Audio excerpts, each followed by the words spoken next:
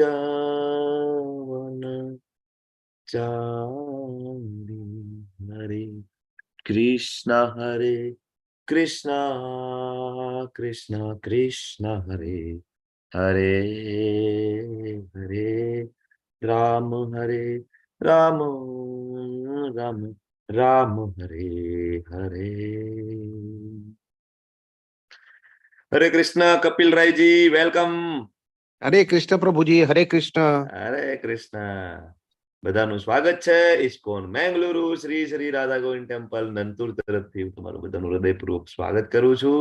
અને આજે આપણે બધા મળી રહ્યા છીએ 33મી બેચ, લેવલ 1 અને અધ્યાય 3. શરૂઆત કરતા પહેલા શ્રી શ્રી રાધા ગોવિંદના ચરણોમાં વંદન કરીએ અને મંગલાચરણથી આપણે શરૂઆત કરીશું.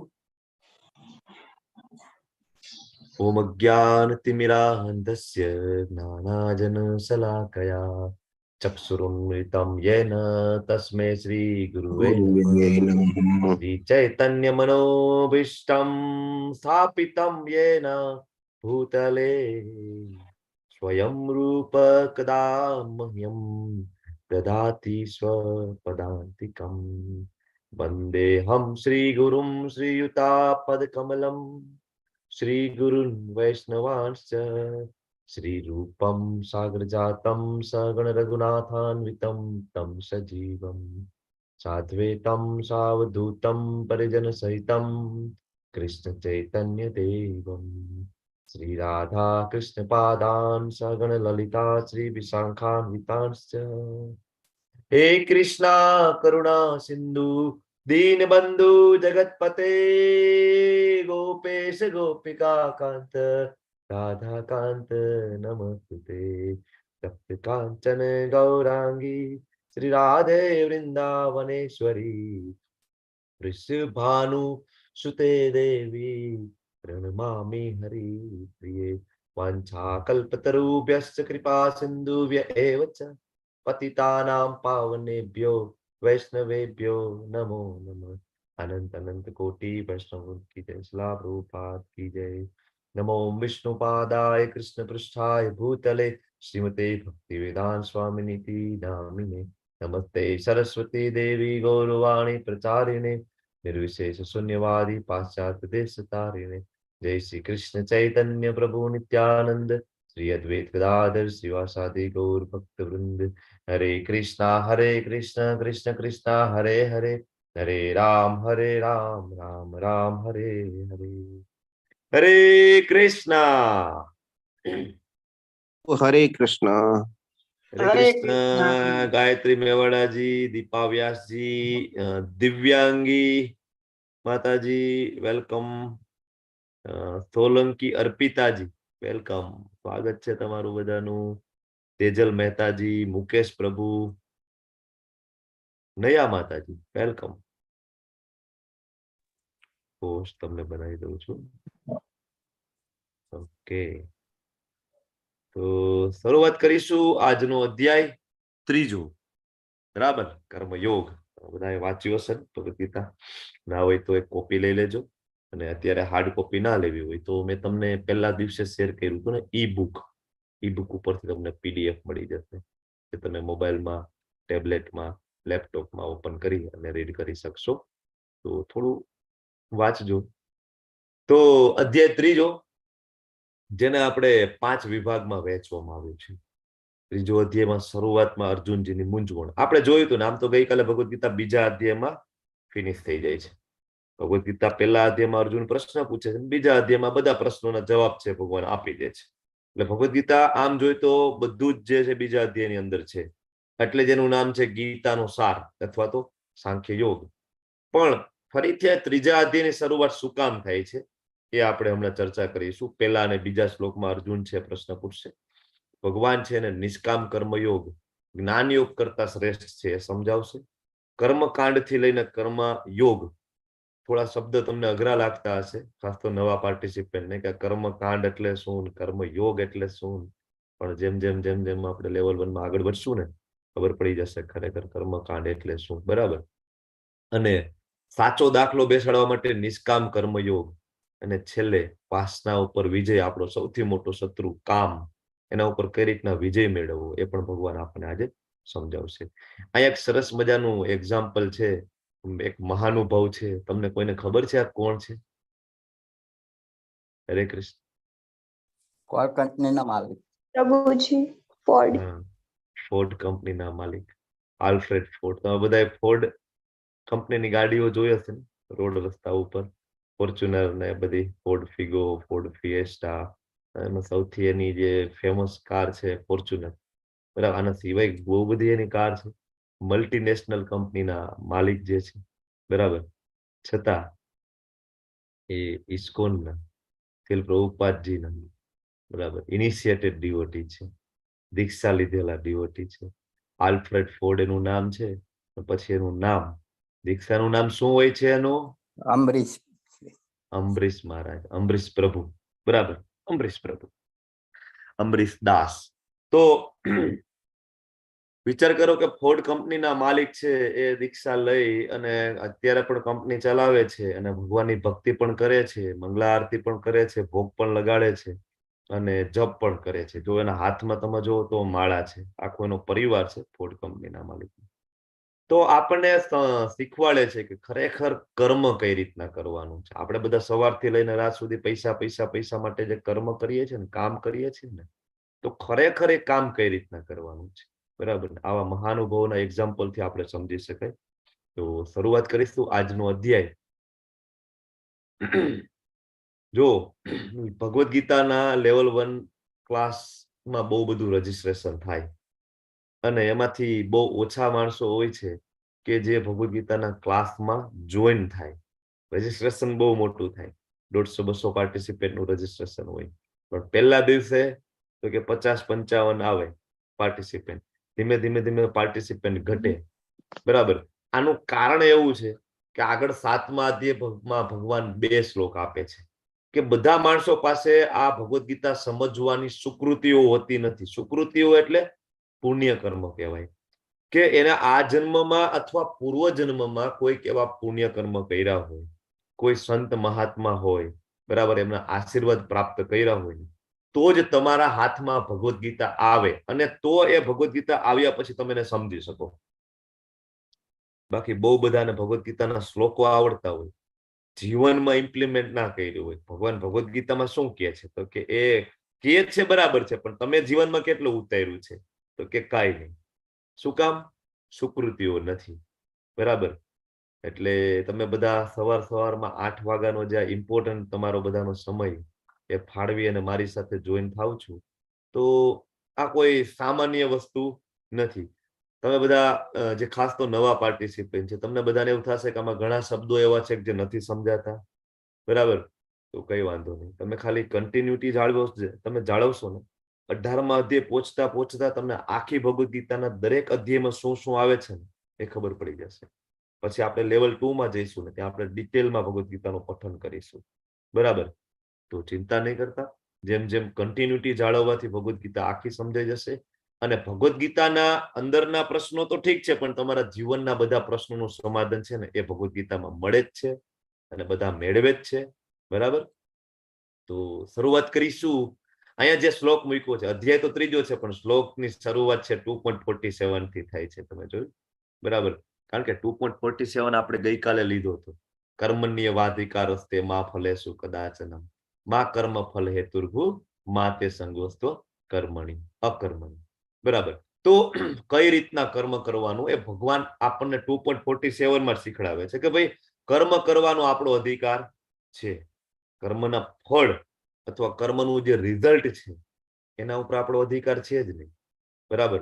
રિઝલ્ટ ઉપર જો ફોકસ કરીશું ને તો કોઈ દિવસ આપણે કર્મ ફોકસથી નહીં કરી શકીએ, બરાબર. મેં તમને કાલે 2 બાળકોના એક્ઝામ્પલ આપ્યા હતા જે એક્ઝામ આપતા હોય. હું તમને 2 સર્જનના એક્ઝામ્પલ આપું કે 2 ડોક્ટર છે, આવતીકાલે ઓપરેશન છે, બરાબર. 2 પાસે એક એક પેશન્ટ આવે છે. એમાં એક સર્જન છે ને સતત રિઝલ્ટ વિશે ચિંતિત છે કે સાલું ઓપરેશન કરીશ ને રિઝલ્ટ સારું મળશે કે નહીં, મળશે કે નહીં, મળશે કે નહીં, ચિંતિત છે, બરાબર. અને બીજો સર્જન છે ને એ મેડિકલ સાયન્સની બુકો લઈ અને જોવે છે કે હું કઈ રીતના આને બેસ્ટ આપી શકું છું, બરાબર, કઈ એવી ટેકનિક છે કે આને હું બેસ્ટ રીતના આનું ઓપરેશન કરું, તો તમે જુઓ કે બે માંથી કયો ડોક્ટર સારું ઓપરેશન કરી શકશે. બરાબર છે, જે જૂના કોન્ફરન્સ એને એટેન્ડ કરેલી હોય, એના વિડીયોઝ એના લેપટોપમાં હોય, વિડીયો પ્લે કરીને એક વખત એ રિફર, જો સર્જનો આવું બધું કરતા હોય, બરાબર, સર્જનો ઓપરેશન પેલા બુક રિફર કરવી પડતી હોય છે ઘણી વાર. અમુક કોમ્પ્લિકેટેડ ઓપરેશન હોય ને તો બુક રિફર કરી લે, પેલા એક વખત જોઈ લે, અથવા તો કોન્ફરન્સમાં કોઈ લેટેસ્ટ ટેકનિક અપનાવી હોય તો ટેકનિકનો શોર્ટ વિડીયો હોય ને એ પણ જોઈ લે. બરાબર. મુકેશ પ્રભુ, કઈ પ્રશ્ન છે તમારે? તમે હેન્ડ રેસ કર્યો છે. આપણે ક્વેશ્ચન આન્સર પ્રભુ છેલ્લે લઈશું સેશનના અંતે. બરાબર. હરે કૃષ્ણ. મુકેશજી, ઓકે. તો આપણે વાત કરતા હતા કે બે સર્જન હોય એમાં રિઝલ્ટ કોણ સારું આપે છે, કે જે ઓપરેશન કરવાની ટેકનિક ઉપર જેનું ધ્યાન છે, નહીં કે એના રિઝલ્ટ ઉપર. તો આ શ્લોક ઉપરથી આપણને ખબર પડે કે આપણે કઈ રીતના ભૌતિક જીવનમાં જીવતા જીવતા આપણું પોતાનું કામ, આપણો વ્યવસાય, આપણું બિઝનેસ, આપણું સ્ટડી, બાળકો માટે સ્ટડી, બરાબર, એજ્યુકેશન, કઈ રીતના સૌથી બેસ્ટ સ્કોર કરી શકાય. ખરેખર આ શ્લોક એના માટેનો છે. બરાબર, કે આપણે ફોકસ, હવે આગળ એ પણ આવશે કે ફોકસ આપણું કઈ રીતના બગડે છે, એ પણ આવશે, એનો શ્લોક પણ છે. આમાં કઈ રીતના ફોકસ કરી શકાય એ શ્લોક છે, અને આગળ એવો શ્લોક આવશે કે શું કામ અત્યારના બાળકોનું ફોકસ બગડે છે, બરાબર, બિઝનેસમેનનું ફોકસ બગડે છે, ત્યારે જોઈશું. હવે ફળ છે એના ઉપર આપણો આશા નથી રાખવાની. બરાબર, તો હું તમને એક બીજું ઉદાહરણ આપીને સમજાવું કે ધારો કે કોઈ ખેડૂત છે, એ કોઈ બીજ એની ખેતરમાં વાવે છે, બીજ વાવે છે, ધીમે ધીમે અંકુરિત થાય છે, પાણી એમાં પીવડાવે છે, ઉપરથી સૂર્યપ્રકાશ આવતો હોય, ધીમે ધીમે વૃક્ષ મોટું થાય અને સુંદર મજાના ફળ આવે એની અંદર. તો તમે મને એમ કહો કે આ બધી પ્રોસેસની અંદર આપણું કેટલું છે? તમે મને એમ કહો કે બીજ આપણે બનાવ્યું છે? નહીં. બરાબર, ખેતરની જમીન છે તમે સાથે લઈને આવ્યા છો જ્યારે જન્મ થયો તો ત્યારે? નહીં. ખેતરની અંદર રહેલા જે કઈ કેમિકલ, બરાબર, જે કઈ મિનરલ્સ, એ તમે એમાં નાખેલા છે કે ઓલરેડી એમાં હતા? તમે એમાં ખાતર નાખો છો, ખાતર શેમાંથી બને છે?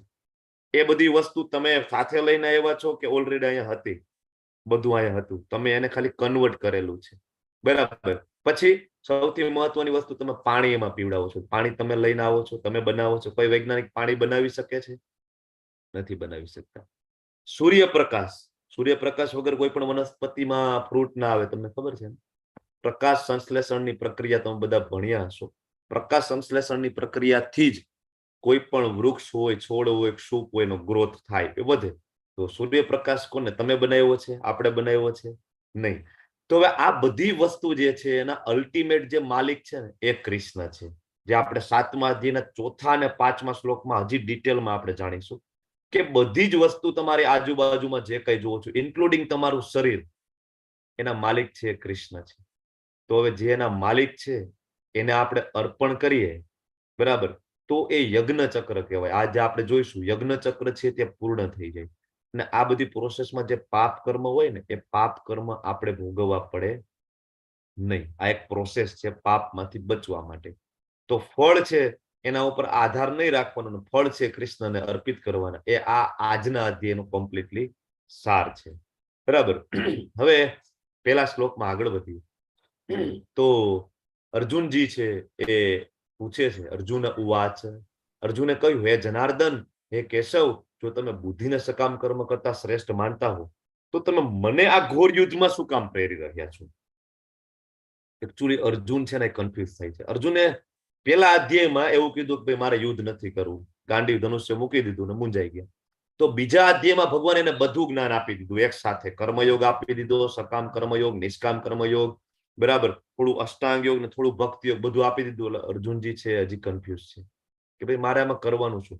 અને બીજું, બીજા અધ્યાયનો એક શ્લોક 49 નંબર 2.49, એની અંદર ભગવાન એવું કીધું અર્જુનને કે દુરેણિ અવરમ કર્મ બુદ્ધિ યોગાત ધનંજય, કે હે ધનંજય, હે અર્જુન, કે ઘૃણાસ્પદ કર્મો હોય ને, મતલબ ખરાબ જે કર્મો છે ને એને તારે દૂરથી ત્યાગ કરી દેવો જોઈએ, દૂરથી તારે એને ત્યજી દેવા જોઈએ.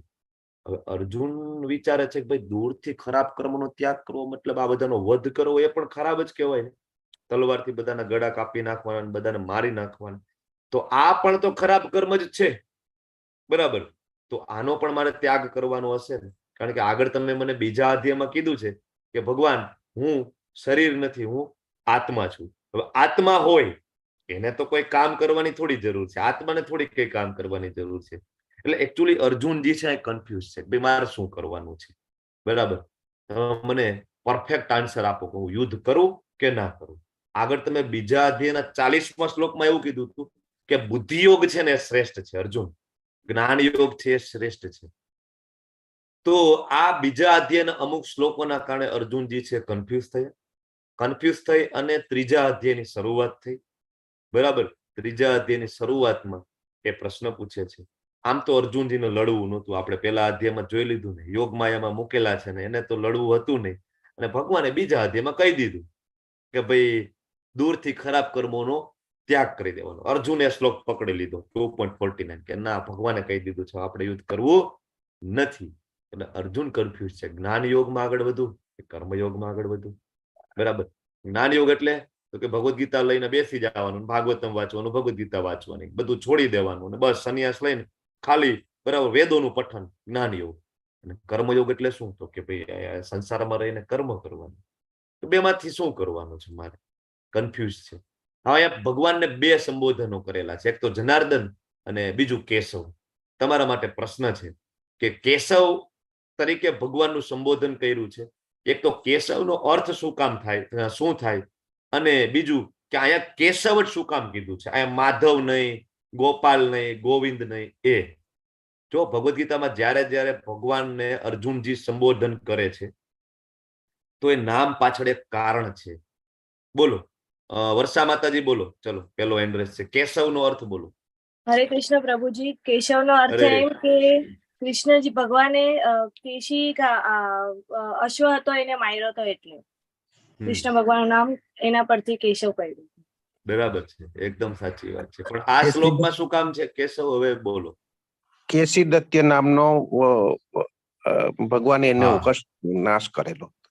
બરાબર. કેસી નામનો એક વિશાળકાય ઘોડો હતો, દૈત્ય હતો, અને ભગવાન એનો વધ કરેલો હતો, એટલે કૃષ્ણનું એક નામ છે કેશવ. હવે આ શ્લોકમાં કેશવ શું કામ, અહીંયા ગોવિંદ શું કામ? બોલો પ્રભુજી, બોલો. જોઈ લો, કોઈને કોઈ જવાબ ના આપે. ખાસ તો મને એવું ઈચ્છા છે કે નવા પાર્ટિસિપન્ટ હોય, ફર્સ્ટ ટાઈમ જોઈન થતા હોય, અથવા તો 1-2 લેવલ 1 કર્યા હોય, એ બોલે તો વધારે આનંદ આવશે. દીપા વ્યાસજી, દિવ્યાંગીજી, દિવ્યેશ લાખાણીજી, તમે બોલી શકશો? જો આમાં કઈ એવું છે નહીં ભાઈ નથી આવડતું તો અહીંયા કઈ ઇન્સલ્ટ થઈ ગયું કે એવું કઈ છે નહીં. પહેલી વસ્તુ એ મગજમાંથી બિલકુલ તમે કાઢી નાખો, બરાબર. ભગવદ ગીતા, શ્રીમદ ભાગવતમ, વેદો જ્ઞાનનો દરિયો છે. કોઈ માણસ એમ ના કહી શકે કે ના ના મને બધું આવડે છે, બરાબર. એટલે આપણે બધા શીખીએ છીએ. યસ વર્ષાજી, બોલો. કેશવ નામનો અર્થ એમ કે તમારા દિમાગમાં જે કેશી નામનો જે રાક્ષસ રહેલો છે એને બહાર કાઢવા માટે કૃષ્ણજીને કેશવ તરીકે સંબોધ્યા છે. હરી બોલ, ખૂબ સરસ જવાબ છે, ખૂબ સરસ. કે ભાઈ ભગવાન તમે એવડા મોટા કેસી દૈત્યનો વધ કરી શકો છો, તો મારા મનમાં રહેલો આ શંકા નામનો જે કેસી દૈત્ય છે આનો તમે વધ ના કરી શકો? હું મારો ખરેખર જે નિયત કર્મ છે ને ભગવાન, એ ભૂલી ગયો છું. બીજા અધ્યાયનો 7મો શ્લોક યાદ કરો. ત્યારે અર્જુનજી શું કહે છે 2.7માં કે ભગવાન કૃપણતાના કારણે મને કઈ સમજાતું નથી કે મારે શું કરવું જોઈએ, બરાબર. 6થા શ્લોકમાં શું કહે છે કે આને બધાને મારી નાખવું કે પછી હું મરી જાઉં, મને કઈ સમજાતું નથી, આઈ એમ કન્ફ્યુઝ 2.6માં, બરાબર. એટલે અહીંયા કહે છે આવી જે શંકાઓ છે ને ભગવાન, તો તમે કેસીને મારી શકો તો આને શું કામ નહીં, બરાબર.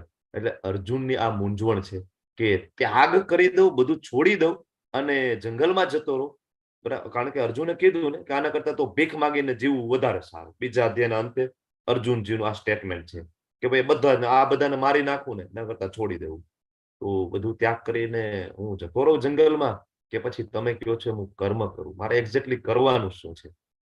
હજી અર્જુન આગળ કહે છે કે વ્યામિશ્રેણ વાક્યેન બુદ્ધિન મોહયસી મે તદેકમ વદ નિશ્ચિત્ય યેન શ્રેય અમાપ્નુયામ. કે ભગવાન વ્યામિશ્રેણ, મિશ્રેણ એટલે કે મિક્સ થઈ ગયેલા, એટલે કે દ્વિઅર્થી, એક જ શબ્દના બે અર્થ. આવા તમારા ઉપદેશો છે ને ભગવાન, મારી મતિ છે મુંજાઈ ગઈ છે. કૃપા કરીને નિશ્ચયપૂર્વક મને જણાવો ને કે આમાંથી મારે શું કરવું જોઈએ. ભગવાન મેં તમને એટલું પૂછ્યું કે મારે યુદ્ધ કરવું કે ના કરવું, તમે આખો બીજો અધ્યાય આપી દીધો ને આ આખા બીજા અધ્યાયમાં આખી ભગવદ ગીતા તમે આપી દીધી. તો હું તો પાછો કન્ફ્યુઝ થઈ ગયો કે મારે કરવાનું શું છે, જ્ઞાન યોગમાં આગળ વધવું કે પછી મારે યુદ્ધ કરવાનું છે. જો તમે ભગવદ ગીતામાં ભગવાન અને એના ભક્તના સંબંધોની તમે નિખાલસતા જુઓ કે જે કાંઈ ડાઉટ છે પૂછી શકાય છે. એટલા માટે ભગવદ ગીતાને ગ્રંથરાજ કહેવામાં આવે છે. શું કામ? તમે બીજા કોઈ પણ ગ્રંથો ઉપાડી લો, બીજા કોઈ પણ પ્રવચનો ઉપાડી લો, મોસ્ટલી કેવું હોય છે, વન વે હોય છે. કોઈ એક વ્યક્તિ બોલે છે, સામેવાળાને સાંભળવાનું છે અને સ્વીકારી લેવાનું છે. આવું જ છે ને બાકી બધા ગ્રંથોમાં, એક વ્યક્તિ બોલે છે અને સામેવાળાએ કમ્પ્લીટલી સ્વીકારવાનું. પ્રશ્ન પૂછવાની સુવિધા નથી. જ્યારે ભગવદ ગીતામાં કેવું છે કે અર્જુન વારંવાર પ્રશ્ન પૂછે છે, question answer, question answer, question answer, one way communication નથી. એવું નહીં કે ના ના ભગવાન તમે કહી દીધું મેં સ્વીકારી લીધું, ના ભગવાન મને ડાઉટ છે, મને થોડું ડિટેલમાં સમજાવો. બરાબર, આ જે ભગવાન અને ભક્તનો સંબંધ છે. અને અહીંયા ફરીથી એમ કે છે અર્જુનજી, જો બરાબર કે શ્રેય, કે ભાઈ ભગવાન મારા માટે જે શ્રેયસ્કર હોય ને એ તમે મને કહો. તો ગઈકાલે મેં તમને પ્રશ્ન પૂછ્યો હતો કે શ્રેય અને પ્રેય વચ્ચેનો તફાવત શું છે. તો નવા પાર્ટિસિપેન્ટ આગળ આવો ને કહો કે શ્રેય અને પ્રેય વિશે આપણે ગઈકાલે શું ચર્ચા કરી હતી, બોલો. દિવ્યાંગી, એક જ મિનિટ. હા દીપા વ્યાસજી બોલો, આપ જ બોલો. ચલો, શ્રેય એટલે લાંબા ગાળાનો ફાયદો અને પ્રેય એટલે ટૂંકા ગાળાનો ફાયદો. હરી બોલ, ખૂબ સરસ. એટલે જો અર્જુનજી છે ને એ વારંવાર ભગવાનને કહે છે કે ભગવાન મને શ્રેયસ કરવો એ આપો. એટલે આના ઉપરથી આપણે શું શીખવાનું છે? આપણે જયારે મંદિરે જાય ને, ટેમ્પલે જાય ને, ઠાકોરજીના શરણમાં જાય ને, બરાબર, તો માગવાનું શું ને એ સમજવાનું. ભગવાનને કહેવાનું ભગવાન મને તો કઈ બુદ્ધિ જ નથી, હું શું માગી રહ્યો છું. બરાબર, પણ તમને તો ખબર છે ને કે મારા માટે લાંબા ગાળે ફાયદાકારક હોય ને એ આપજો. બાકી હું તો ગમે તે માગું અને પછી એ લઈને હું હેરાન પણ થાવ. આવું આપણે જોઈએ છીએ કે નહીં? કોઈ પણ વસ્તુ માટે ખૂબ જ મહેનત કરતા હોય ને પછી મળી ગયા પછી આપણે ખૂબ દુઃખી પણ થતા હોઈએ છીએ. થાય ને? પછી એ કોઈ વસ્તુ હોય કે પછી અમુક સંબંધો હોય, સંબંધોમાં એવું થાય ને જે સંબંધ માટે આપણે ખૂબ જ ઉત્સાહિત હોય, પણ જ્યારે એ કહેવાય સંબંધ આપને પ્રાપ્ત થઈ જતો હોય પછી આપણે એમાં ખૂબ દુઃખી પણ થતા હોય, ક્યારેક આપણે પછતાવો પણ થતો હોય. તો આપણે હંમેશા ભગવાન પાસે જઈએ ને તો વરદાન કેવું માંગવાનું, શું માંગવાનું કે કૃષ્ણ શ્રેયસ્કર હોય ને મને આપો, લોંગ ટર્મ નું હોય આપો. બરાબર. બાકી તો જો નાનું બાળક હોય શિયાળામાં આઈસ્ક્રીમ માગે, અત્યારે આઈસ્ક્રીમ ભાવે છે, પપ્પા લઈ દો આઈસ્ક્રીમ, પપ્પા લઈ દો આઈસ્ક્રીમ, બરાબર ને? પણ પપ્પાને ખબર છે કે શિયાળામાં આઈસ્ક્રીમ ખવાય નહીં, શરદી થઈ જાય, કફ થઈ જાય, બરાબર, ઇન્જેક્શન લેવા પડે ડોક્ટરના. તો પપ્પાને ખબર છે, આપણને ખબર નથી. તો આપણે પણ ભગવાનના બાળકો છીએ. જો આગળ ભગવાન વારંવાર સ્ટેટમેન્ટ આપશે કે આપણે શું છીએ એના, એ આપણા પિતા છે. ભગવાન કહેશે અહમ બીજ પ્રદ પિતા, હું તમારા બધાનો પિતા છું. તો આપણે ભગવાન પાસે બાળક બનીને જઈએ અને આપણે ભગવાનને કહીએ કે ભાઈ મારા માટે શ્રેયસ કરવું એ આપો. આ શ્લોકમાંથી આપણે ખાસ આ વસ્તુ શીખવી જોઈએ કે ભાઈ મારા માટે જે શ્રેયસ કરવું હોય એ આપજો, મને ખબર નથી. એટલે અહીંયા અર્જુનજી મૂંઝાઈ ગયા કે ભગવાન કયા રસ્તા ઉપર જવાનું? બહુ બધા રસ્તા છે, તમે મને એકમવાદ આપો ને.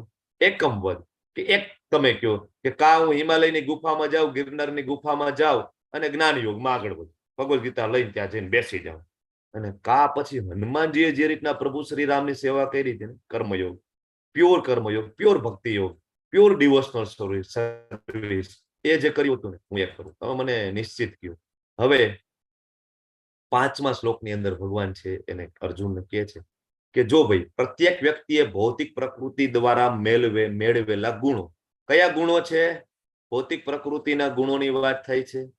અહીંયા 3 તો હું તમને બતાવું છું, 3 ગુણો છે, પણ કયા કયા? સત્વ,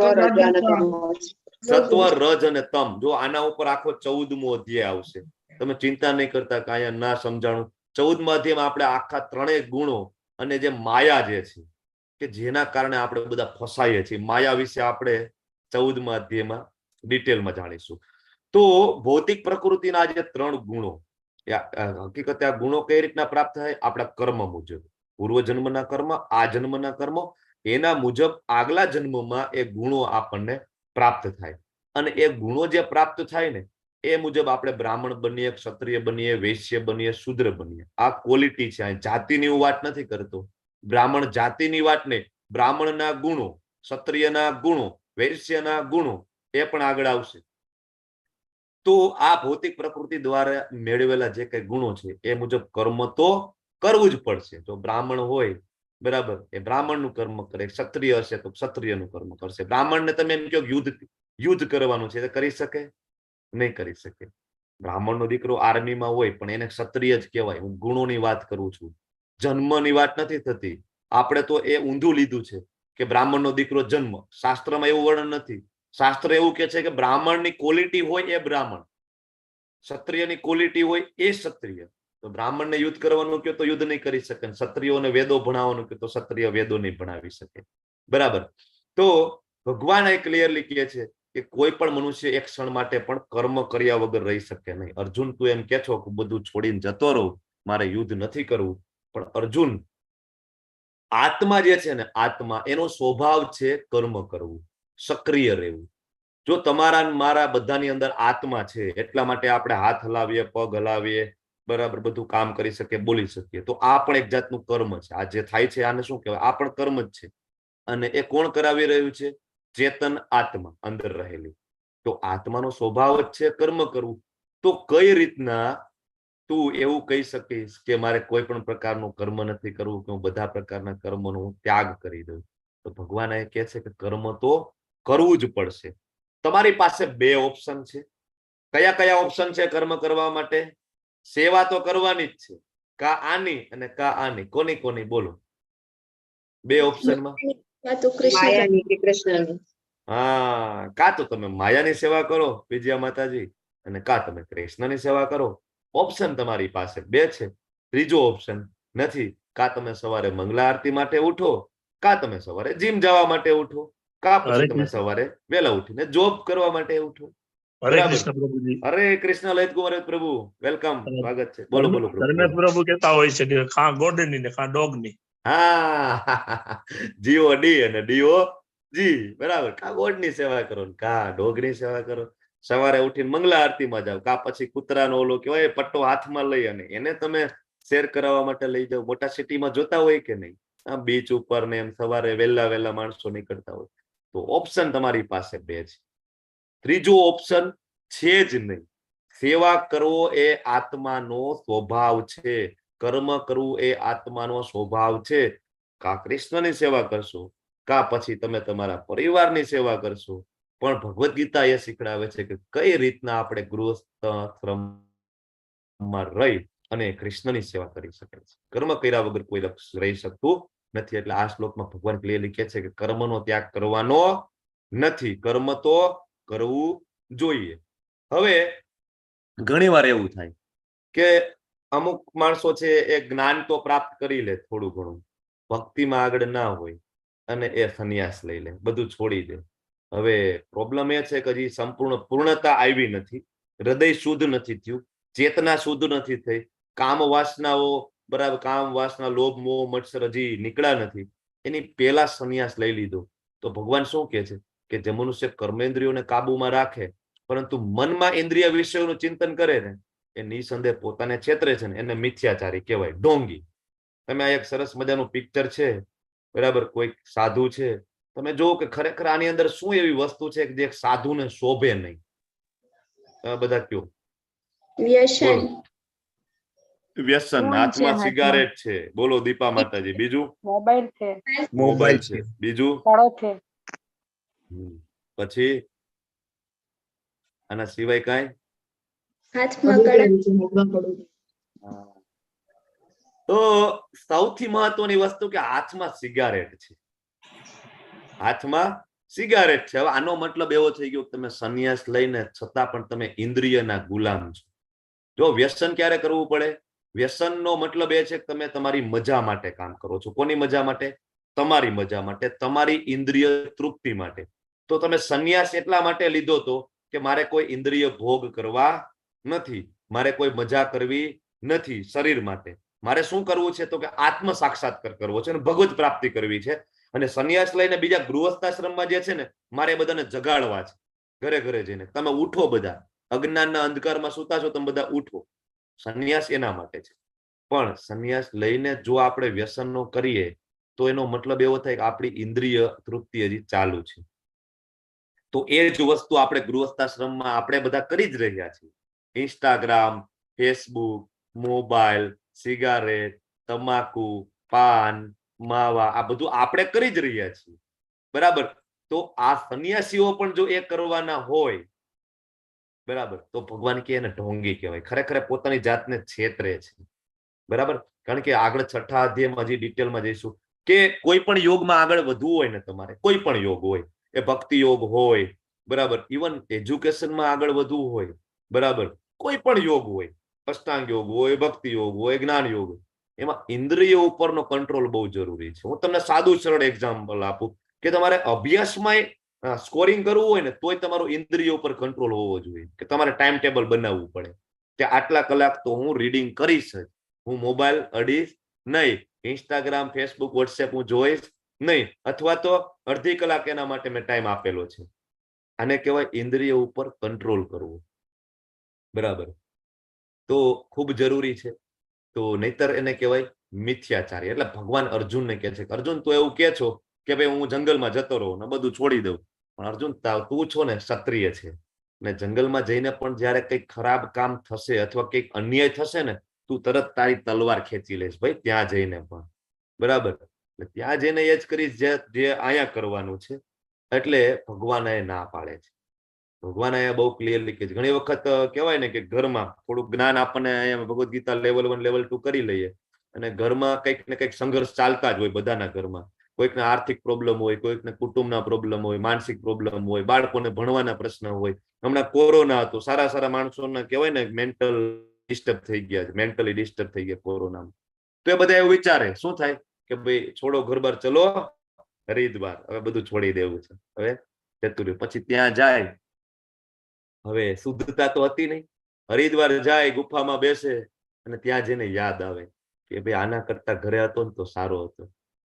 એક પત્ની હતી, ભલે થોડીક માથા ભારે હતી, થોડીક મગજમારી કરતી હતી, પણ 2 ટાઈમ ગરમા ગરમ જમવાનું આપતી હતી. બરાબર. હવે અહીંયા તો આવીને એનાય ફાફા છે, 2 ટાઈમ જમવાના ફાફા છે.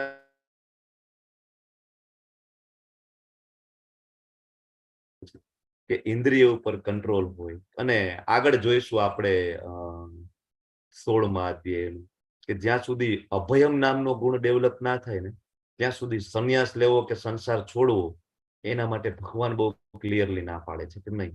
સંન્યાસ એના માટે છે જેના હૃદયમાં અભયમ નામનો ગુણ ડેવલપ થાય. ચર્ચા કરીશું આગળ. સરસ મજાનો એક પ્રશ્ન. બરાબર. એક શ્રીમદ ભાગવતમનો ઘટના છે. શ્રીમદ ભાગવતમ સ્કંદ 5મો, એની અંદર 7માંથી લઈને 13 અધ્યાય સુધી આમનું વર્ણન છે.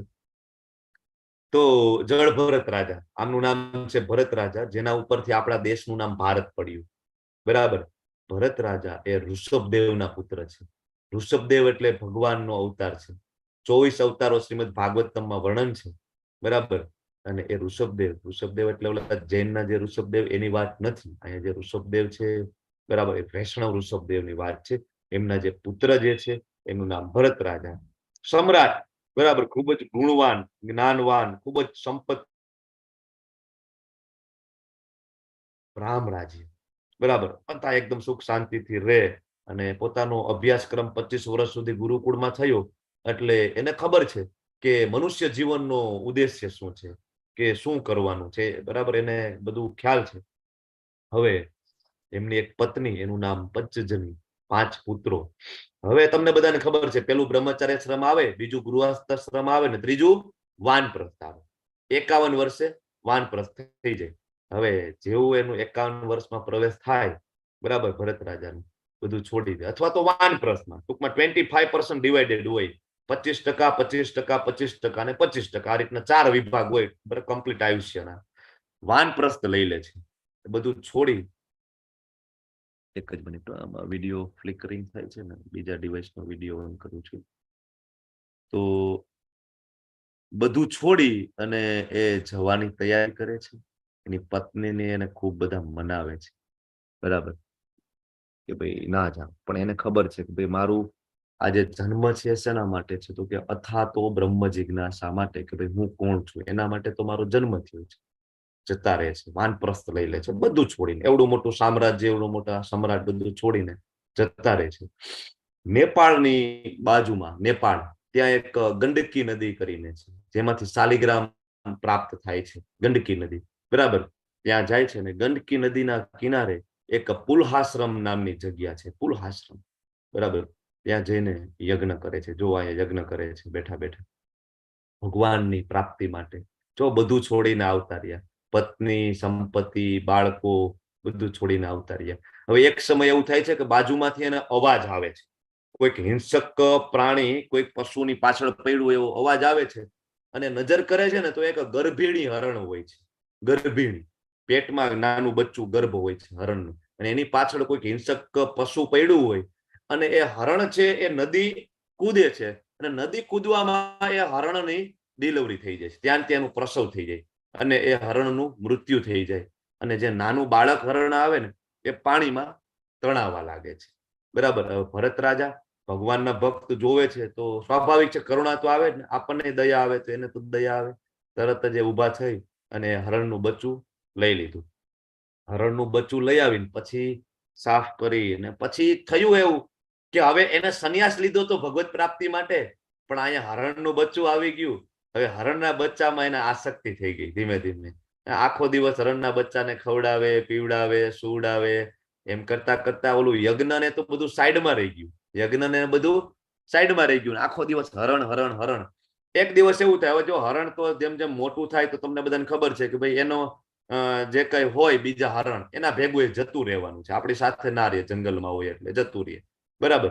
હવે એક સમય હરણ રાત્રે પાછું આવતું નથી, અને ભરત રાજા ખૂબ દુઃખી અને વ્યાકુળ હોય છે, તો એ જાય છે ગોતવા માટે, શોધવા માટે. તો એક પહાડની ટેકરી ઉપરથી એનો પગ છે એ લપસે છે, અને ત્યાંથી એ પડી જાય છે. પણ છેલ્લે શું યાદ રહે છે? તો કે હરણ, બરાબર. છેલ્લે કોણ યાદ રહ્યું? હરણ. હવે 8મા અધ્યાયના 5મા શ્લોકમાં સરસ મજાનું વર્ણન છે કે અંતકાલે ચ મામેવ સ્મરણ મુક્ત્વા કલેવરમ, બરાબર. કે અંતકાલે જો મારું સ્મરણ થાય તો મને પ્રાપ્ત થાય. 6થો શ્લોક એવો છે કે યમ યમ વાપી સ્મરણ ભાવ ત્યજંતે કલેવરમ, અથવા તો તમે જે જે ભાવને યાદ કરશો ને એવું તમને આગળનું શરીર પ્રાપ્ત થાય. હવે પ્રોબ્લેમ એ થયો કે આને તો હરણ યાદ રહી ગયું, એટલે આગલા જન્મમાં એ હરણ બને, બરાબર. કોણ? ભરત રાજા. જો સંન્યાસ લીધો તો શેના માટે? ભગવત પ્રાપ્તિ માટે. પણ ક્ષત્રિય હતા, એને ખૂબ કરુણા હતી, એ કરુણાનો જે ગુણ છે ત્યાં પણ રહી ગયો. કોઈકને બચાવવાનો જે ગુણ છે એ ત્યાં સાથે રહી ગયો એને, બરાબર. હવે એવું નથી કે એને હરણને બચાવવું નતું જોઈતું, પણ બચાવી સાફ કરીને થોડું મોટું થાય એટલે એને ઝુંડમાં એને મોકલી દેવું જોઈએ. પણ આ તો આસક્તિ થઈ ગઈ જે પેલા હતી એ જ રીતના, એટલે ફસાઈ ગયા. હવે એ બીજો જન્મ હરણનો થયો, અને એ જંગલમાં એ હરણ રહે છે, અને સુકૃતિઓ એ થાય છે કે ભગવાન એને પૂર્વજન્મ યાદ અપાવે છે. હરણને યાદ રહે છે કે આગલા જન્મમાં હું ભરત રાજા કરીને હતો, અને મારું છેલ્લે મને હરણ યાદ રહ્યું, એટલે મને હરણનું આગળનું નેક્સ્ટ બર્થ મને પ્રાપ્ત થયું. હવે એ હરણ છે જંગલમાં રહે છે, અને એક સમય જંગલમાં આગ લાગે છે ને પોતાનું શરીર ત્યાં છોડી દે છે હરણ. અને પછી ત્રીજો જન્મ એને મળે છે બ્રાહ્મણ કુટુંબમાં, બરાબર. હવે એ સમયે પણ એને યાદ છે કે આગલા મારા 2 જન્મ છે ને વેસ્ટ ગયા છે, એટલે હવે એ બિલકુલ રિસ્ક લેવા નથી માંગતા, બરાબર. મોઢેથી કઈ બોલવાનું જ નહીં, એટલે બધા એમ કે છે કે આ તો જળ જેવો છે, તો નામ જ પડી જાય, શું? જળ ભરત, કે આ કઈ બોલે નહીં, જળ ભરત, બરાબર. હવે એક સમય એવું થાય કે ડાકુ આવે છે, ડાકુ, અને એ બધાને બલિ આપવાની હોય છે. બધાને ખબર છે કે આ ભરત, આ જે જળ ભરત છે ને કઈ બોલવાનું નથી, એટલે આને પકડી અને કાલી માતાને બલિ આપી દઈએ, બરાબર. બધા જળ ભરતને ઉપાડીને લઈ જાય ડાકુ. જેવા મહાકાલી કાલી માતાને બલિ ચડાવવાની તૈયારી કરે એવી, અને તરત જ ત્યાં પ્રગટ થઈ જાય મહાકાલી સ્વયં, હાથમાં એનો ભાલો લઈ, બધા જે ડાકુ છે બધાને મારી નાખે. જો એના ભક્તો હતા, ડાકુ હતા એ કોના ભક્તો હતા? કાલીના.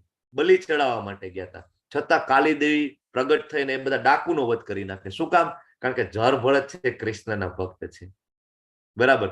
અને મહાદેવ સ્વયં પદ્મ પુરાણમાં કહે છે કે કૃષ્ણના ભક્તો છે મને ખૂબ પ્રિય છે. અને મહાકાલી કોણ છે? Expansion of Durga. દુર્ગાજી, દુર્ગાજી કોણ છે? તો કે એ જ પાર્વતી છે. બરાબર. તો અહીંયા વધ કરી નાખે છે. હવે આ જળ ભરત છે. હવે એક સમય એવું થાય કે એક રાજા રાહુગણ કરીને એમના ગામમાં આવે છે અને પાલખી ઉપાડવા માટે એક વ્યક્તિની જરૂર હોય. તો ગામ લોકો કે બે એક નવરો છે અમારે ત્યાં જળ ભરત, આમે કઈ કામ નથી કરતો, એને ઉપાડી જાવ, પાલખી ઉપાડવામાં તમને કામ લાગશે. જળ ભરતને લઈ જાય છે.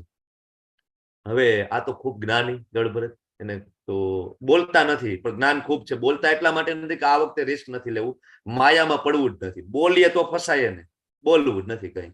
અને પાલખી ઉપાડે છે પણ પગ છે ને આ રીતના ઊંચા ઊંચા કરી કરીને ચાલે, ઠેકડા મારતા મારતા. શું કામ? તો કે નીચે જોવે છે, કીડી મકોડા કે એવું કઈ હોય ને તો તરત આમ ઠેકડા મારે, કૂદે. ઓલા રાજાની પાલખી આખી આમ ઊંચી નીચી થાય અને રાજા છે તરત નીચે ઉતરીને ખીજે છે. કોણ છે કે આ બુદ્ધિ વગરનો? ખબર નથી રાજાની પાલખી કઈ રીતના ઉપાડવાની હોય. અને ખૂબ જ નો કહેવાના શબ્દો કહે છે રાજા રાહુગણ.